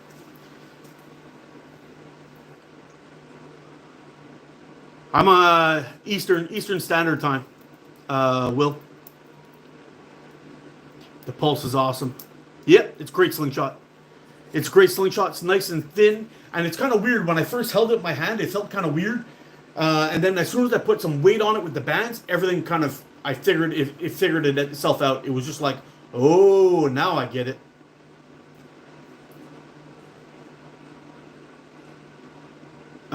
Are you Korean, Grandpa? Do I look Korean? What the fuck, dude?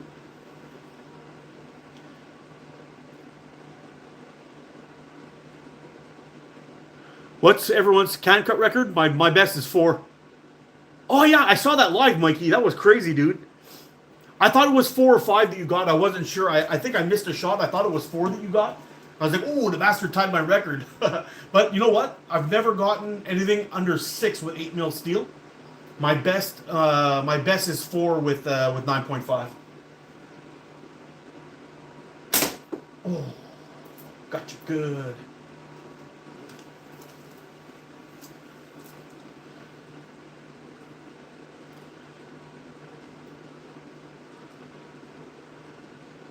I thought it was 4, but I thought it was 4 too, man. Mine is 4, 9.5. Yeah, mine too, TaylorMade. And it's funny because it's completely random. You know, like when I got my 4, my first shot of it opened up a giant gaping hole in the can. And the second shot had it just down to like a little string. And I'm like, there's no way I'm getting this in 3. And then I hit the thing dead center. It just flopped. I hit it again and finally it cut. But I've had that exact same thing happen. And it ended up taking me like 20 shots to cut the fucking thing. I don't know why. But, oh yeah. But man, I love cutting cans, man. Actually, I'm starting to save up a big batch of them, so once it gets nice outside again, I can do a recycling live and just chop up a whole bunch of cans. Ronald Mark going down. 6 here. My favorite prime fork and aluminum core. Oh, really? Yep, it's pretty crazy, man. When it comes to prime fork frames, though. Oh, another good hit. This thing is. I gotta tell you, man, the grip on this thing. I'm gonna let you into a little scoop here. The grip on this thing is freaking legendary. When you hold on to this thing and lock your hand in there, this thing is all business. This ain't going nowhere. This holds really, really nice and super comfortable.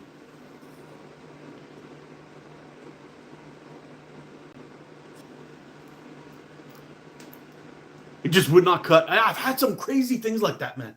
I've had some crazy things like that where I just kept on hitting it and these little pieces would chip off. And the thing just wouldn't cut. I couldn't believe it. Oh, that was a miss. I just couldn't believe it. And then all of a sudden, the very next can, 4 or 5 hits, boop, that's it. It's game over. Oh, there we go. I can't wait to be able to shoot outside in the backyard. It looks very comfortable. It is very comfortable. And it's got some nice cutouts for that round to get your finger around there. And a nice little spot here to place your thumb. I'm wondering if it's probably doable in pinch. I'm gonna try a couple of shots pinch grip and see how that feels. Probably shouldn't do this on the live. Nobody's gonna watch the video when I do it. It's gonna be like, yeah, we saw all this shit already, Mark.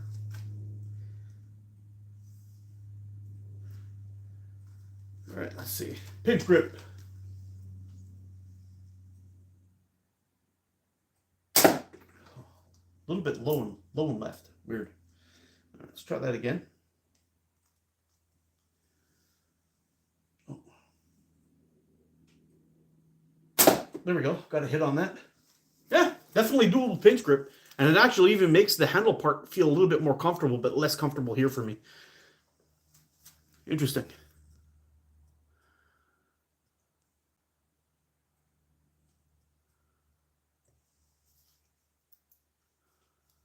How many times do I practice a day? Recently, A's, I've only been shooting on Sundays when I'm in the garage. It's way too cold outside. I've been in my area. It's been kind of flirting around. It's been in and out around minus 15 to minus 20 every single day. And we got a shit ton of snow, so I can't even go in the backyard anymore and shoot. So I'm hoping that we're not going to get any more of these big snowfalls because I'm having a hard time finding place to put the stuff.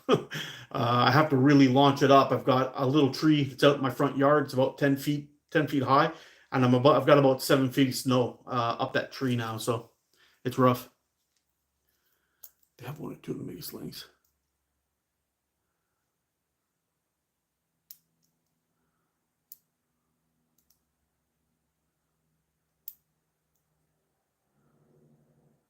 Harrogate? I don't know what that is, dude. Clicky. I'm gonna switch back to the Dan Kung ergonomic. You know, it kind of sucks, eh? Because when I bought this for this slingshot, I had a whole bunch of slingshots from Dan Kung that I wanted to buy and do reviews on. Because I like this one so much. Oh, there we go. Because I like this one so much, but I had so much trouble getting information from them. They gave me the wrong tracking numbers, and it was like they gave me another tracking number, and that one didn't work. And 3 months later, my slingshot showed up, and I was like, okay, you know what? Oh, another one. I just got fed up with them, and I gave up on Dan Kung. I'll never order from there again.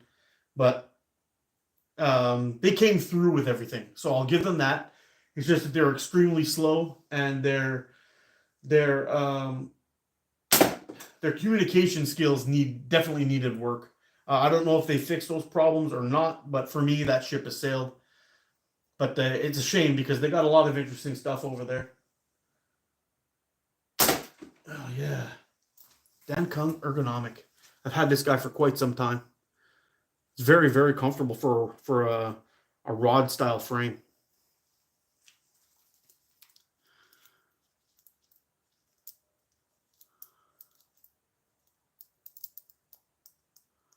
Yeah. Yep. Freaking solid. Can't go wrong with Prime Fork, man. And not only that, Andrew is a really good fucking dude, man. Like, he's a really good dude. It's an absolute win doing business with him. He's a good, honest, hardworking guy. That's super, super nice. He's one of my favorite people in the slingshot community, and I chat with him on the regular. Very, very good guy. Oh yeah. How's Benny doing? Oh man, I'm gonna post some videos. I've been running him in the backyard in the snow lately. He freaking loves it outside there, man. He gets covered from head to toe. His whole face looks like a giant snowball, and it takes him a couple of hours to thaw out when I bring him in the house. There's snow and ice and dripping shit all over the fucking place. I gotta clean up the house every 5 minutes, but it's so worth it. Watching him have fun out there running around in the snow. Oh man, it's funny. He freaking loves it. Every now and then you got to keep his focus though. You got to keep him running, otherwise he stops and starts eating rabbit shit. So yeah. Yeah, he's funny, man. He's a dog full of character. He's a real pain in the ass, but man, he's full of character. I love that fucking dog.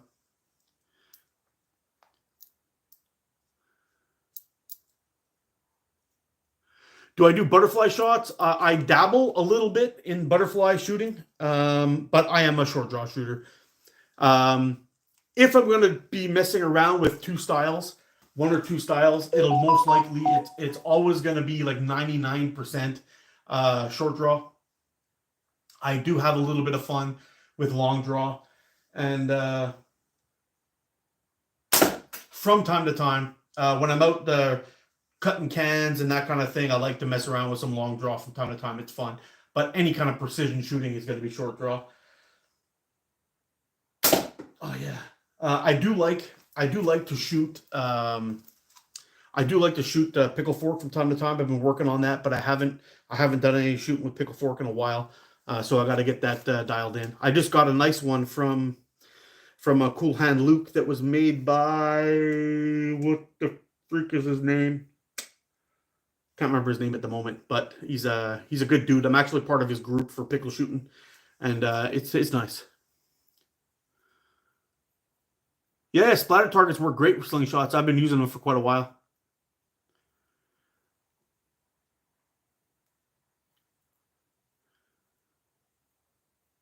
Splatter targets will show you where your shots are landing, but they're not going to tell you how fast you're going.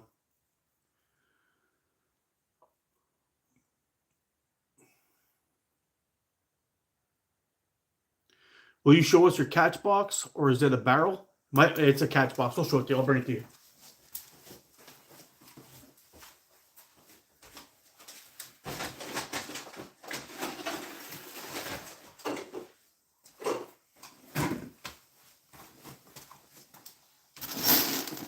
This is what I'm shooting at. Just this tiny little guy. And just to give you an idea, this is about, the opening here is about 7 inches. This is about 6 inches. And this is the target I was shooting at earlier, but I switched to this one. This one's a little bit smaller. Actually, just lift that one up a little bit higher. It's a little bit on the low side. There we go. Maybe I'll tie a little knot in that at some point, make it a little bit shorter. So, but it's fun to shoot. But outside, I have 2 catch boxes set up outside. I've got a big barrel, and I've got another one that I made out of Rubbermaid container. Works great. Gotta go. I'll be back on toilet. All right, Will. Yeah, man. Have a look at this, man. I got a nice little slice going on here. Nice little slice going on there. Been putting an absolute whooping on this thing. I'm thinking about actually taking it off and turning it around to try to get the clean side for a little bit to make it last longer. Yeah, you can always aim small, but here's the thing about aiming small. Let me put this back and I'll be right back.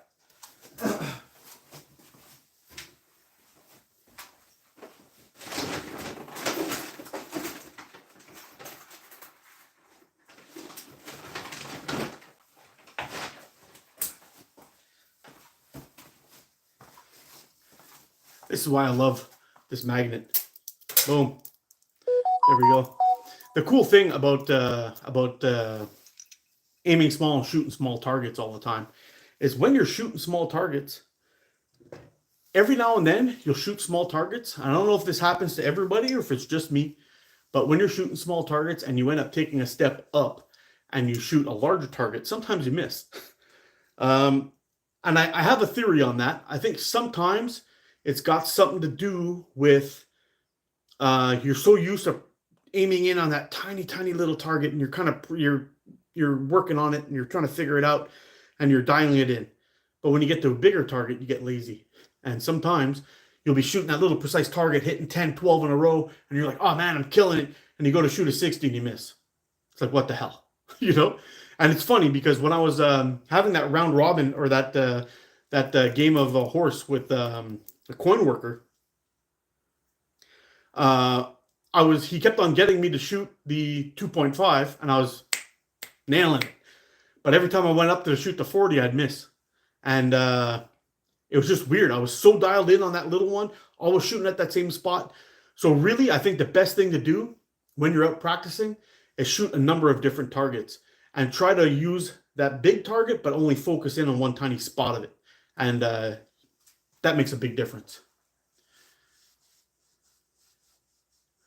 Like knives in the back. Oh, I know. I know. Cloth target box, indoors, best for confined ranges. Yep, yes, sir. And that little target box, I got that one from. I think that one was Sniper Sling. Maybe the green one was Sniper Sling. I can't remember anymore. I've had that one for quite some time now. And anyway, it's holding up pretty good. Does all right. And if you ever need to change the curtain in the back, OmegaSlingsUSA.com. They got them.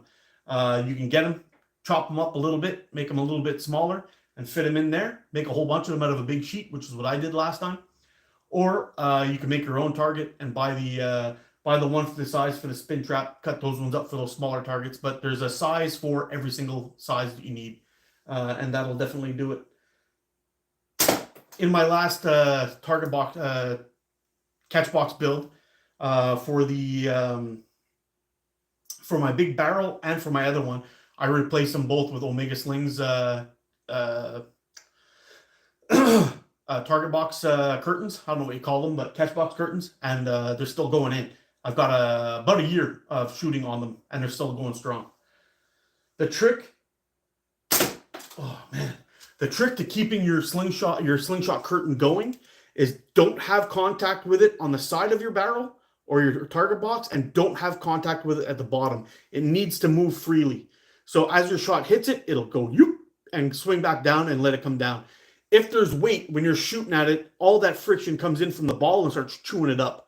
So key for those of you guys making your own catch boxes and you want your target curtain to last long so you don't rip them out through the back, make sure that you're not making contact with the sides or the bottom. Let that curtain move freely, and it'll last much, much longer.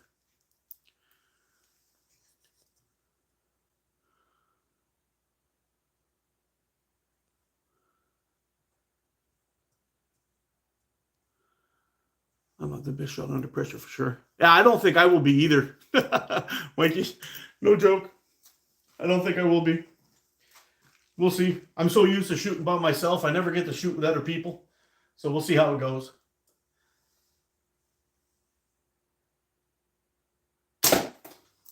And Coin's experience shooting in that tournament made a big difference in my shot with him, because I was just tearing it up, and he made a comeback after as I started to fall apart.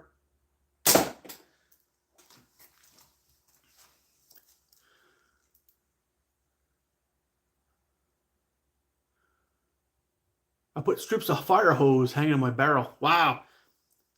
I bet that takes a shot. I'm not the best shot, period, Mikey. I'm a better builder.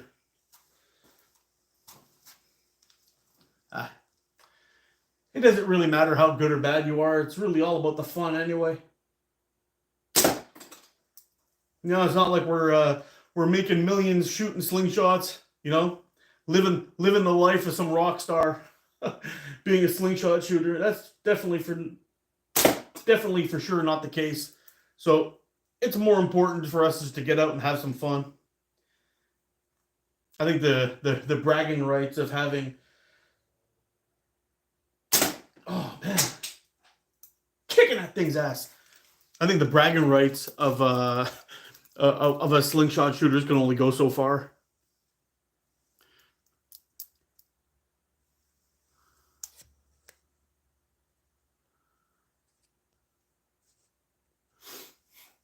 As long as I'm having fun with my grandkids, I'm happy. Yeah, that's really what it's all about, man. It's really what it's all about. Getting out, doing some shooting, chatting, having some fun outside. Good, clean fun outside in the sun. It's good. It's good for you. It's good for your health. You could really just come out and relax. And really, one of my favorite things to do whenever I've had a really shitty day and I just want to kind of unwind, I come out here, I unplug my brain, grab a slingshot, and just start shooting. Slowly but surely, just going through the reps, making some hits, making some misses, but it just kind of unwinds me. I kind of like it. It's a good way to stay chill.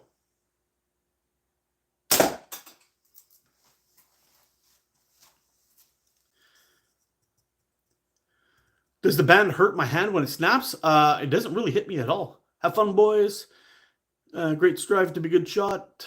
Enjoy it, though. Yes, sir.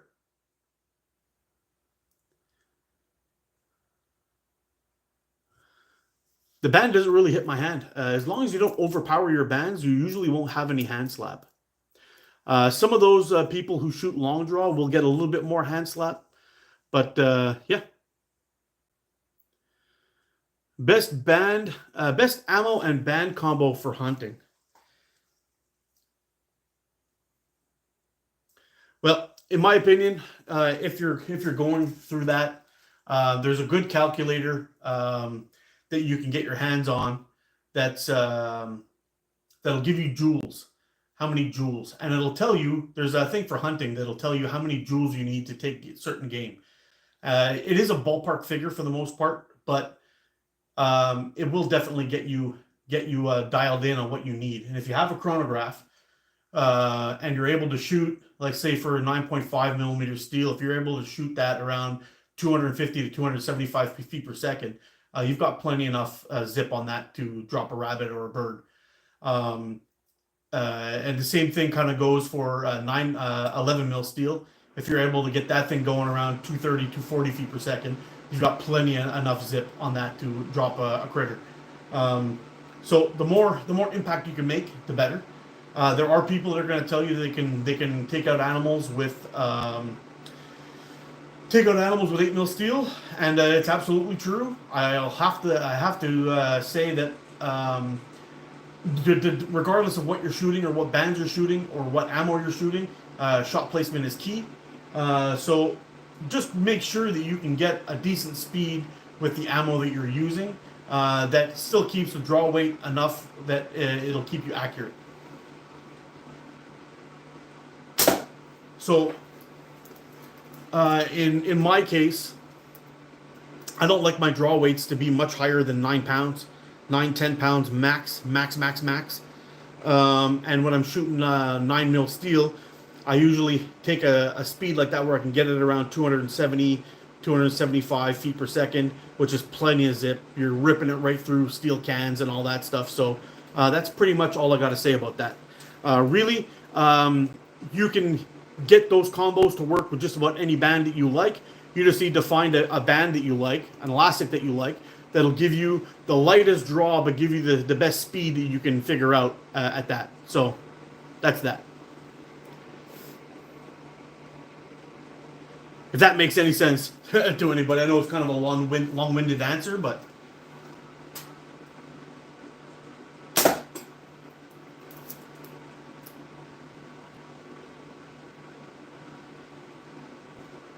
there's definitely things that you could find online for those joules that I was talking to you about. Once you get that set up and you figure that out, you'll be able to really dial in your shots. Ooh, a little bit of a bounce out there. We hit that one pretty damn hard.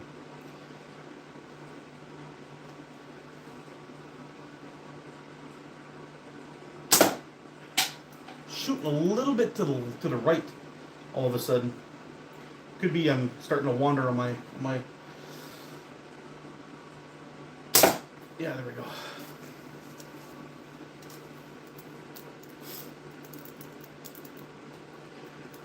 What is my draw span and active draw length? My draw is 29.5 inches long, and my active band length is 135 on this set. Millimeters. I know I flip back and forth. I think my draw weight, is like 72.9 centimeters or something like that, or 72.6. I can't remember the exact number. I do my draw by 29, and whenever I'm going to do it, I do a conversion into millimeters to figure out my math on this. But like I showed in my ultimate band making video, whenever I've done that once, I always write down the information of what my elongation is of my elastic, divided by the draw length gives me my active band length, and then I add on a little bit of this, a little bit of that to figure out exactly how I want my bands to shoot, and then I mark that down inside of the box. So whenever I open up the box, there's no math, no calculating, no nothing. I have to do it one time and that's it. I just open it up, it tells me how long I want to cut my bands, and that's what I do.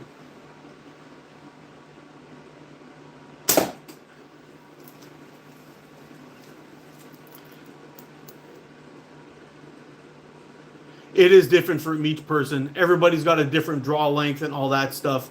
So if you've got a long draw, obviously your active band length is going to be different than somebody with a short draw and so on. So it's definitely different. This is a sport. There's no one size fits all. It has nothing to do. I know some people are going to say that a fork is a fork and everything comes down to the bands, and I call bullshit on that. The bands are what gets gets the ball moving, and that is true. But a lot of times there's certain frames that you can pick up that are almost exactly the same, that have a 90 millimeter fork width and all that, but they shoot slightly different, and that's also true. So that's something that you have to figure out through shooting. There may be some styles that are more suitable towards you. Some people prefer chalice style frames. Some people prefer goblet style frames. Some people prefer asymmetrical frames. There's a lot of different things out there that can change your aim and your accuracy.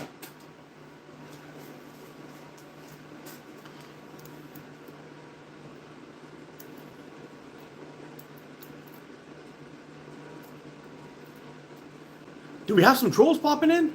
Oh man, I've been missing them. Hey, how you doing, Mo? Y'all behave. Who's been in there talking shit? What I miss?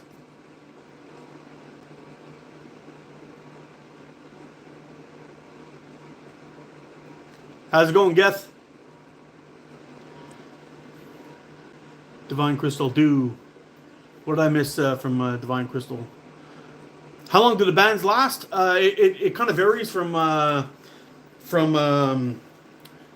guess from brand to brand. One of the best brands for longevity I've ever found was Omega Slings. It's actually great elastic. This band set I've had on this frame here, you can see it's starting to turn yellow and nasty. You look at the forks. These have been on here for a long time and they're still going strong. Mark, you just earned ammo for life because your speech about Slingshot, 35 minutes. Oh, is that right? Yeah. Yeah. We're coming up to that 2 hour mark, so don't be surprised if I cut out for a second. It happens every single time. Mark said flipper. No, I didn't. Can't prove it. I think I always say flippers, don't I? Some people call them spinners, flippers. I don't know. Flipper spinners is fine, but I did say clamps today, and that was weird. I don't know how that happened.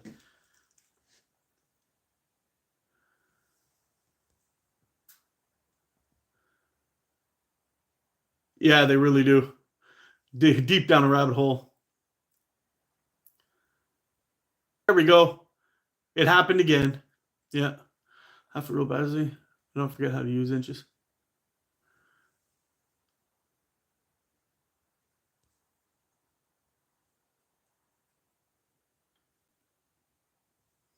Yeah, it's kind of crazy because up here in Canada, we mostly go by inches. I've worked in a cutting house for a bunch of years. We cut all of our work orders come in. We measure everything by feet and inches. It's just funny.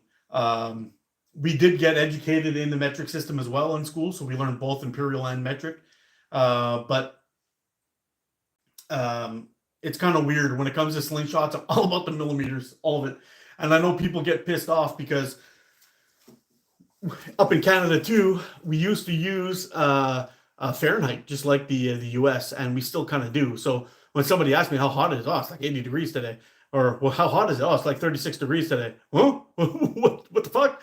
And I flip back and forth through them sometimes, and I have to do the conversion on. It gets a little confusing sometimes because they'll be like, oh, it's 30 degrees. Okay, 30 degrees equals hot as fuck. You know, like 98 degrees Fahrenheit, it's fucking hot as fuck. So either way, it's kind of like the same thing. I always flip back and forth between the two, and it gets a little confusing sometimes. And when I'm out here talking, and I'll give it in inches and then millimeters, and I'm eating shit from people watching my videos because I'm all over the place with my math. But you know what? Just fucking learn it, and it won't be a problem for you. It ain't that hard. Oh, man.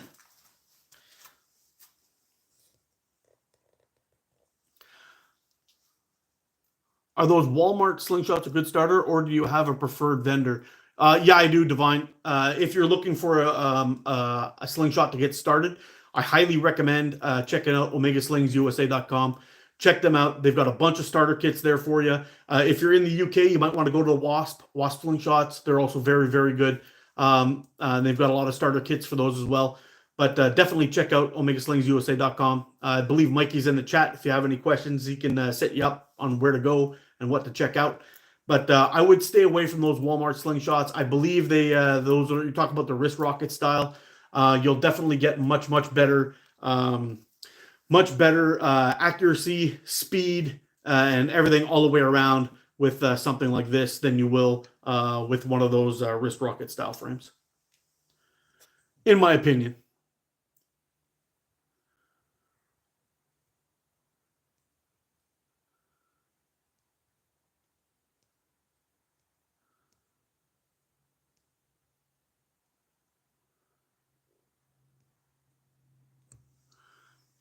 It's not the size of the wand, it's the magic it produces. There we go, Paul. I tell the ladies that too, and they respond with Ron Weasley. Oh, man.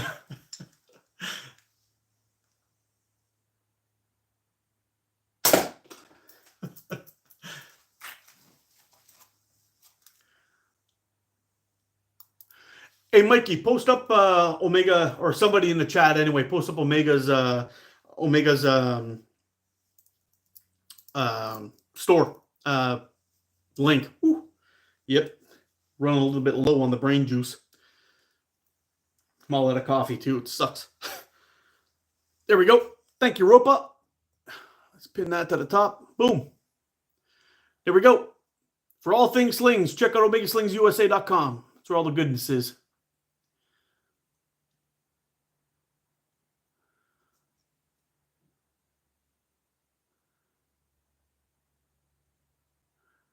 Boss is calling. Okay, take care, Thomas. Thanks, Rob. Hey, I hope you're doing well, buddy.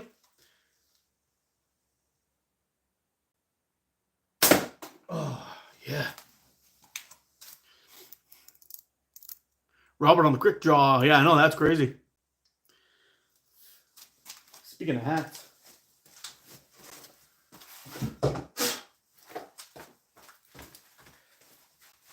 I've been working in my Omega hat. Got to pass this thing through the wash. Look at that. Feel ashamed. Feel ashamed, guys. That disaster I've done to my hat. Actually looks better with the hat on than having that big old bald spot in my follically challenged head.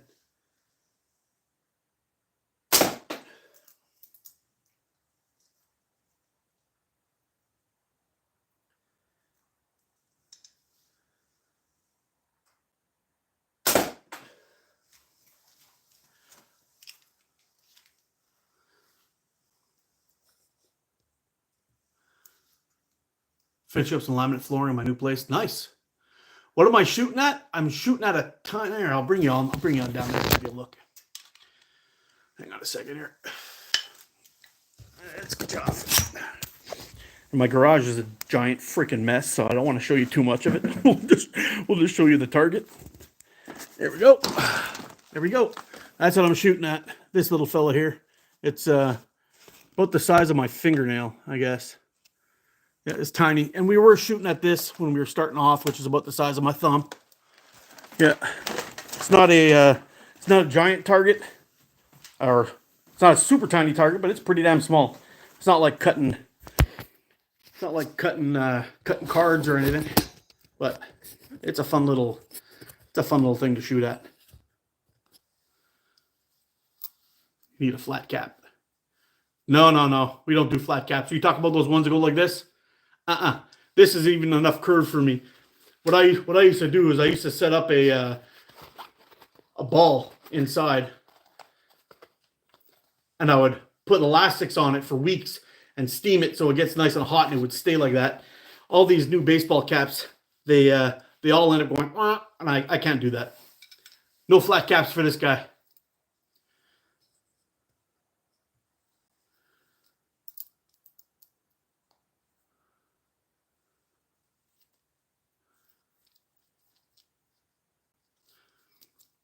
I need to do band grooves. Still wants to stain this cherry area so bad. Sound it to 600. Whew. I bet you that looks damn good, Bazzy.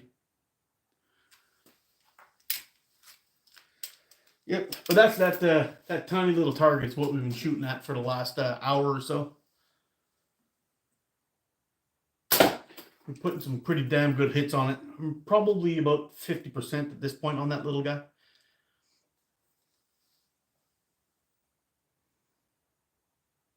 There we go.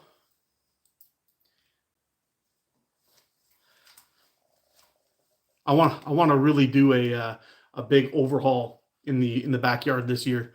I got to get a garden going, but then we're going to set up a couple of different target boxes. I want to have a whole bunch of them set up so I can get all kinds of shooting done. The mega curve in the bill, yes sir. It's a generation thing, I think. Yeah, that whole flat cap thing they're going across there, it just drives me freaking nuts. What's the mass distance? The distance those are accurate at? It really just depends on your skill level, man. For me, I'm pretty good. I'm pretty good at 20 meters, and I'm okay at 30 meters. Beyond that, it's a little tough. With a newsboy hat on.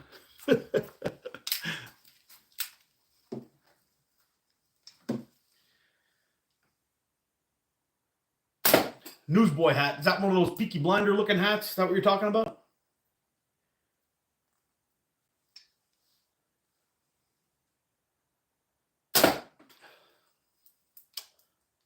Two just to the right. Let's pop this guy right down that center now. Let's get him.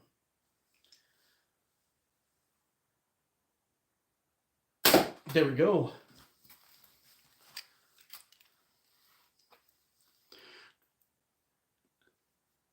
Chucky Seals hit a can at 100 and 200, I think. Yep. He also did some shooting on a small ram at one point. I can't remember how many meters that was, but the ram was small, and he was popping that at like something like 70 meters also.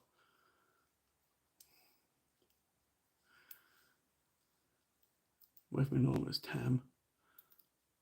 What did I miss here?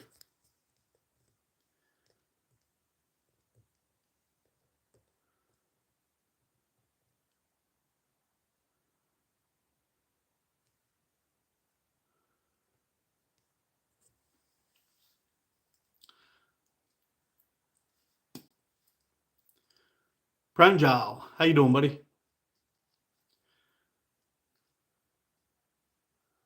Oh, it's called a Tam? I'd have to look it up. I don't really know what it is.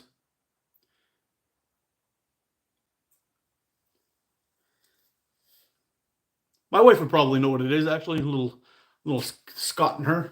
She's got the... she'll know what it is. I have no idea. Oh, how am I going to get that? I hit it and it flipped up around the cord. And it's just sitting there right near the top.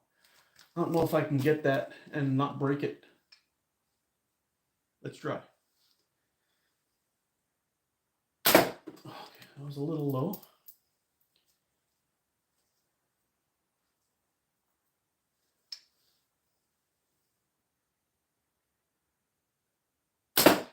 Oh, we got it. Didn't come loose though. Still stuck on the top. A little more towards the center. Just move more left.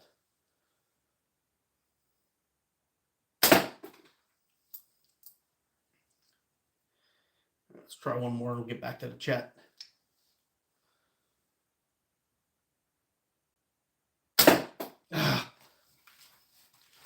We'll get back to that.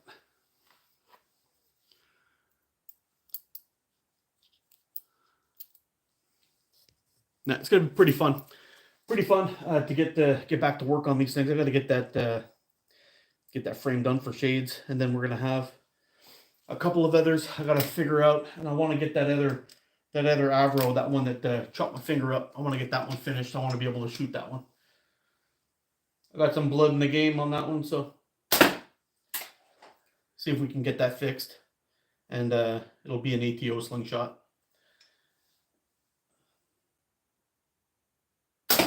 There we go. Shook her loose. And the cool thing is, I've been countersinking my holes with a drill bit, but when you start to screw them up, the flange on the riv nuts kind of fold out to a 45, and I'm not crazy about the way that looks. It holds just fine, but I'm not crazy about how it looks. So I've bought some end mills with a flat bottom, and I'm going to try drilling those. But I was talking to my buddy Patel over at one of the machine shops that I use, and he was telling me, yes, it's good, but it's far more dangerous. Make sure you clamp down your piece. And lesson learned from last time, I will be clamping down my piece. But knowing that it can be more dangerous with the end mill, I think it'll be even more important that I clamp down those pieces. So chop my finger up.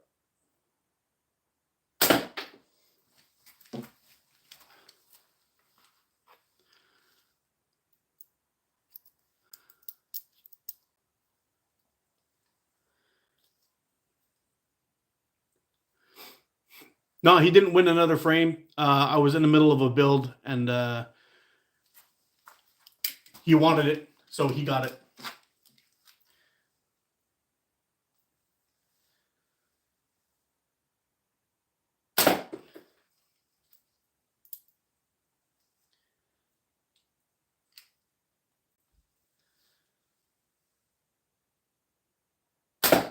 We just happened to be chatting while I was in the middle of working. What projectile do I use? I typically use 8mm steel ammo. Yeah, for the most part. Sometimes I switch it up to 9.5. I've got a couple of them in my pocket here. I shoot these. These guys are slightly bigger than 9.5, rusty old balls. And they shoot nice. But I much prefer to shoot those with pit locating pouches. The cool thing about 9.5 in a pit locating pouch is it's pretty much the exact same size feel when I'm shooting 8mm steel in a regular pouch. So this is why I use pit locating pouches when I'm shooting 9.5, so it doesn't change the feel on me too much. It just does have a little bit of a difference on how on judging my aim, because the drop happens a little bit faster. So and I need a little bit more draw weight to get there.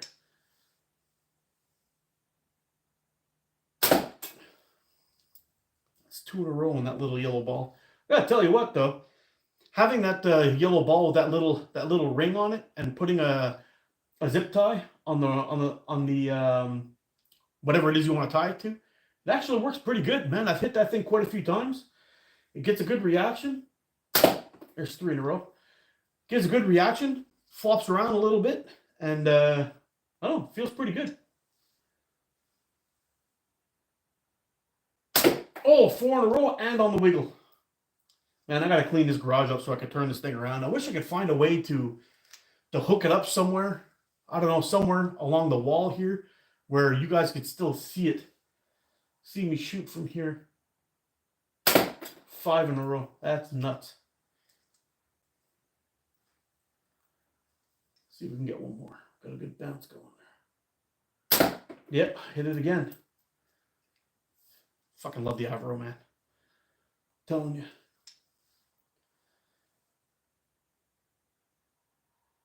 There we go again. Woo!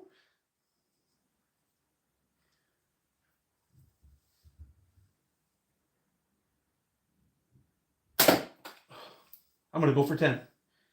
I'm going to just jinx myself. Let's see how it goes. See if we can settle down here a little bit. Yep, again.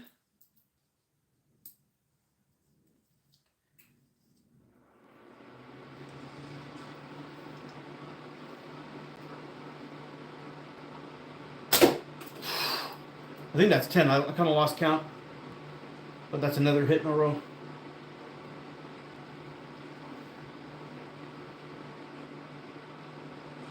Ah, there's a miss.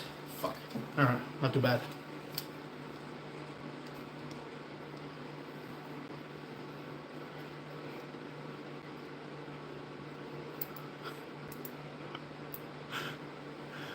This guy looks like he can crush beers and rip monster farts. We must have met before, Puck Luck.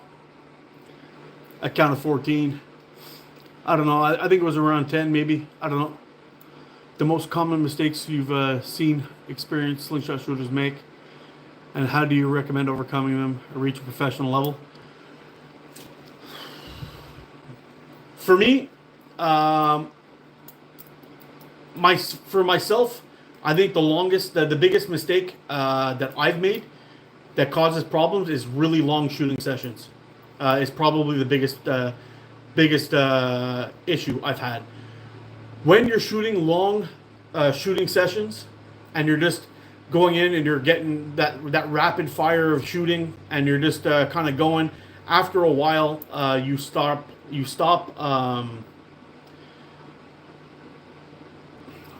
can pick up bad habits. You start getting tired, and you start having that. Whenever I'm really, really practicing for something important, or I'm trying to really get better, I'll take 50 or 60 shots, and then really, like what I was just doing right now, I kind of got into a zone, and I started trying to mimic everything and just try to block out everything around me. And I know I was talking and stuff like that, which is usually not very good. But try to do short shooting sessions and see how it goes. Most of the time when you get out sometimes and you're shooting bad and you can't figure out what the fuck's going on, you're trying to figure it out, and it's just snowballing worse, stop. Just stop. Take another shot until you hit it and stop. Go away. That's, for me, that's probably the most important thing, is dialing in your shooting sessions. Make every single shot count. Do short batches at a time. You'll never ever have to shoot more than 50 shots at a time in a competition anywhere. You'll always shoot your 10 shots and then back up, or your 5 shots or whatever it is, and then somebody else will go. So in that case, just take your time, shoot, make every shot count, take your time in between shots, and go through your shot sequence, and that's it. When you start getting distracted and you're talking and you're shooting, you're doing things all over the place and you're moving around, checking things out, sipping a beer, and you start missing and you can't figure out what's going on, it's because you're doing something and you've actually started to repeat that problem, and that will cause bad habits. So it's best to short, focused shooting sessions. If you can't get dialed in on a target you're shooting, stop it almost right away and then come back a little bit later and feel it out. I've done that a couple of times where I've gone out to shoot and I just can't hit shit and I can't figure out what the hell's going on. Took my slingshot, put it down, came back 2 hours later, and I was bang on. So that's what I would say. It's probably the most important thing. Practice short, meaningful practice sessions, and that's that. And film them if you can. You didn't post any video, no more butterfly shooting. You didn't post any videos on it. I got an awesome taper, 19. It is the bomb. Twisted Zodiac, I do have a couple of videos shooting butterfly. I got a couple of card cuts with it. I did like a 3-hour live shooting butterfly. I've got a few of them, but I'm not somebody who should be teaching butterfly because I'm still learning myself. And I'm very, very new to butterfly. I don't give it enough time to be great at it. So in that respect, it would be kind of like I don't think I could add anything really to it to teach people shooting butterfly at this point. Maybe in the future when I do get proficient at it and I figure some things out, I will do that. But I do have a very, very good video live that I did with Andy over at Sling and Clay. And he drops a lot of good information on that. So if you're looking for some information on shooting butterfly, then definitely do that.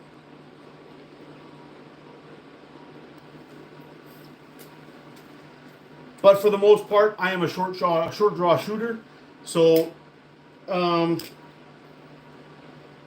it doesn't really make sense for me to be teaching things that I'm not specialized in, if that makes any sense. If you're looking for good tips and tricks or that kind of information, definitely Chuck and Steele. But I believe Zach, no, not Zach, but maybe Andy Lowe. There's lots of them. Ethan Martin, all of these guys. Mikey, are all better shooters long draw than I am, and it would probably be better to ask them to do those kind of videos, because it's not really my bag.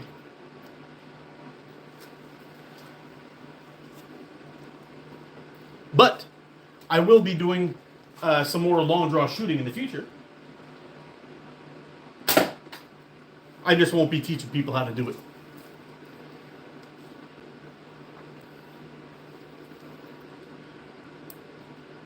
Thanks, ATO. I'll go to sleep. Take care, Andrew. Thank you very much, dude. And as soon as I can get some videos done for these bad boys, I will be. This thing rocks. And so does this one. Take it easy, buddy.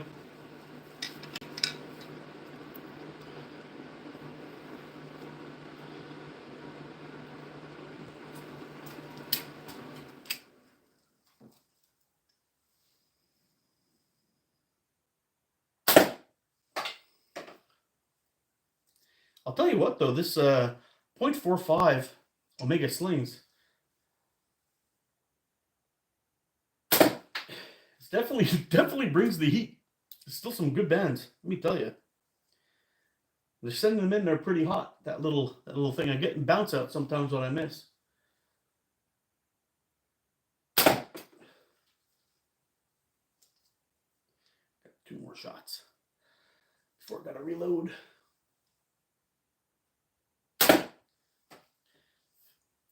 And I have to, I can't believe these bands are still going, man. I think this is the 3rd or 4th live I've had these things on there, and they're still going strong.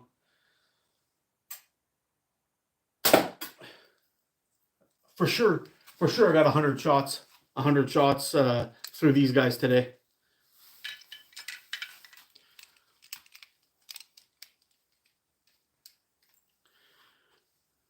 Have a good Sunday, bro. My Sunday is over. All right, take care, bro. What's the difference between these slingshots? Well, this one's more of an asymmetrical slingshot. So meaning that the stem of the handle is kind of closer to the top fork. And it does shoot slightly different. I do end up...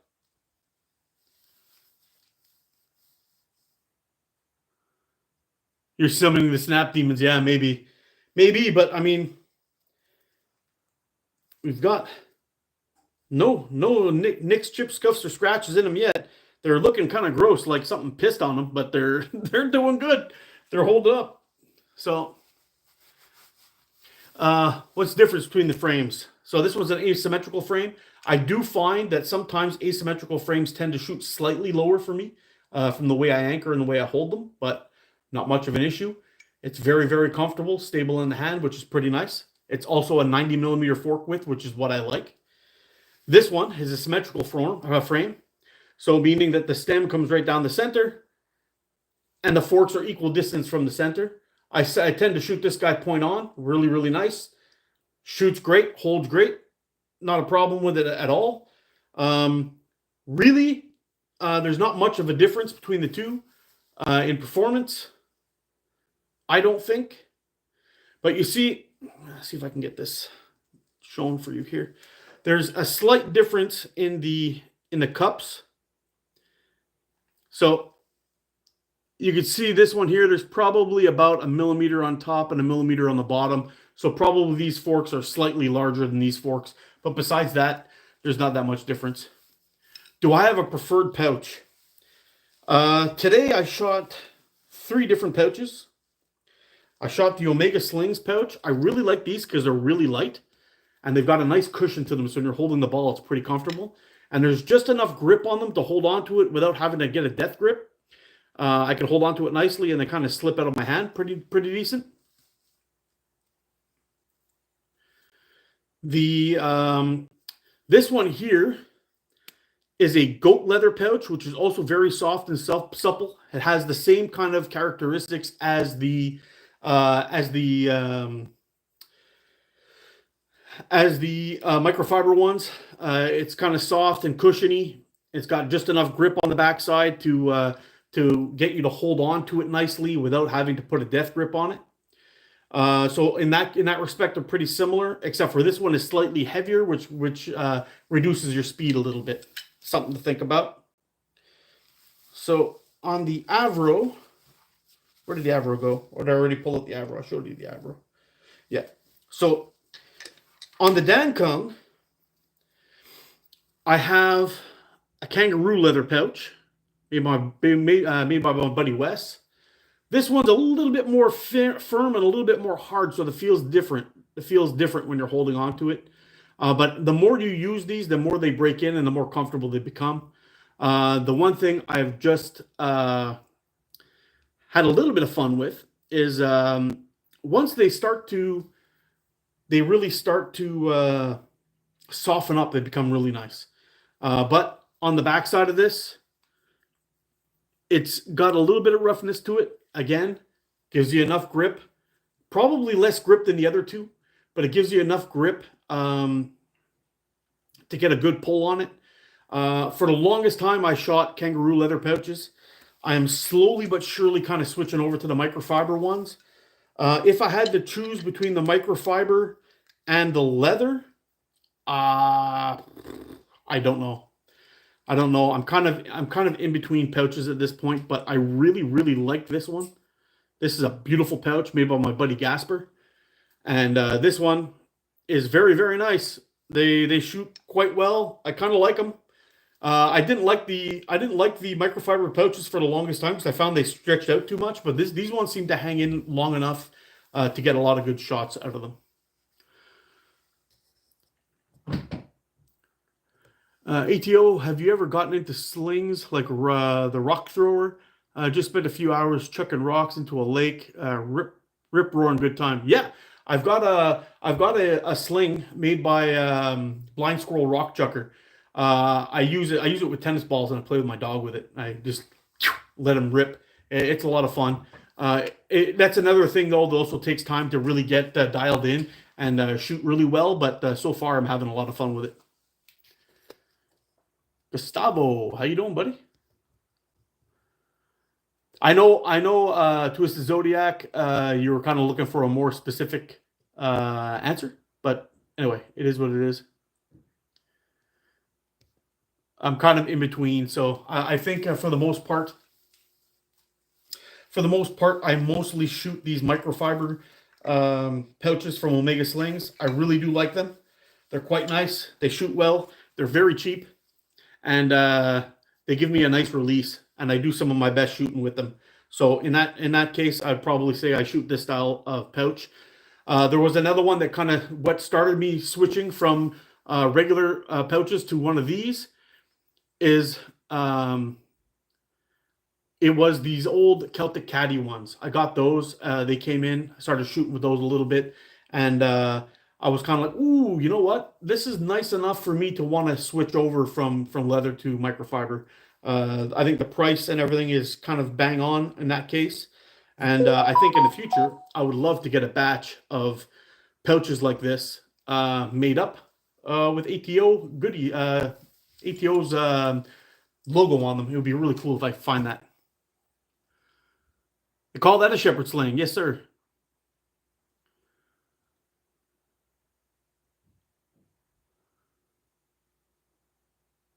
Yeah, why not? Learn the slingshot and the shepherd sling would be a lot of fun.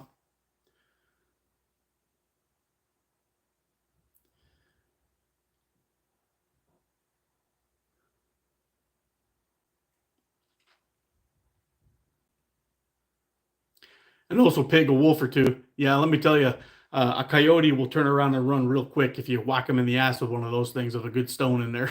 Let me tell you, it would be game over. That guy would not stick around. Anyway, guys, I'm kind of thinking I'm going to cut this one a little bit short today. I do want to get to work on some of these slingshots and get these things kind of dialed in, fixed up, and sent out. So I think we'll cut this one short today, but we will be back with another video. If I have any time during the week next week, I'd like to do another live, or if I have some warm weather, I want to start shooting some videos. So we'll see. But anyway, guys, thanks a lot for watching. You guys stay safe. Get out and practice. Be good to each other. I'll see you again soon. I love you guys. You're freaking awesome. Take it easy. Thanks for joining me today. It was a lot of fun. Bye for now.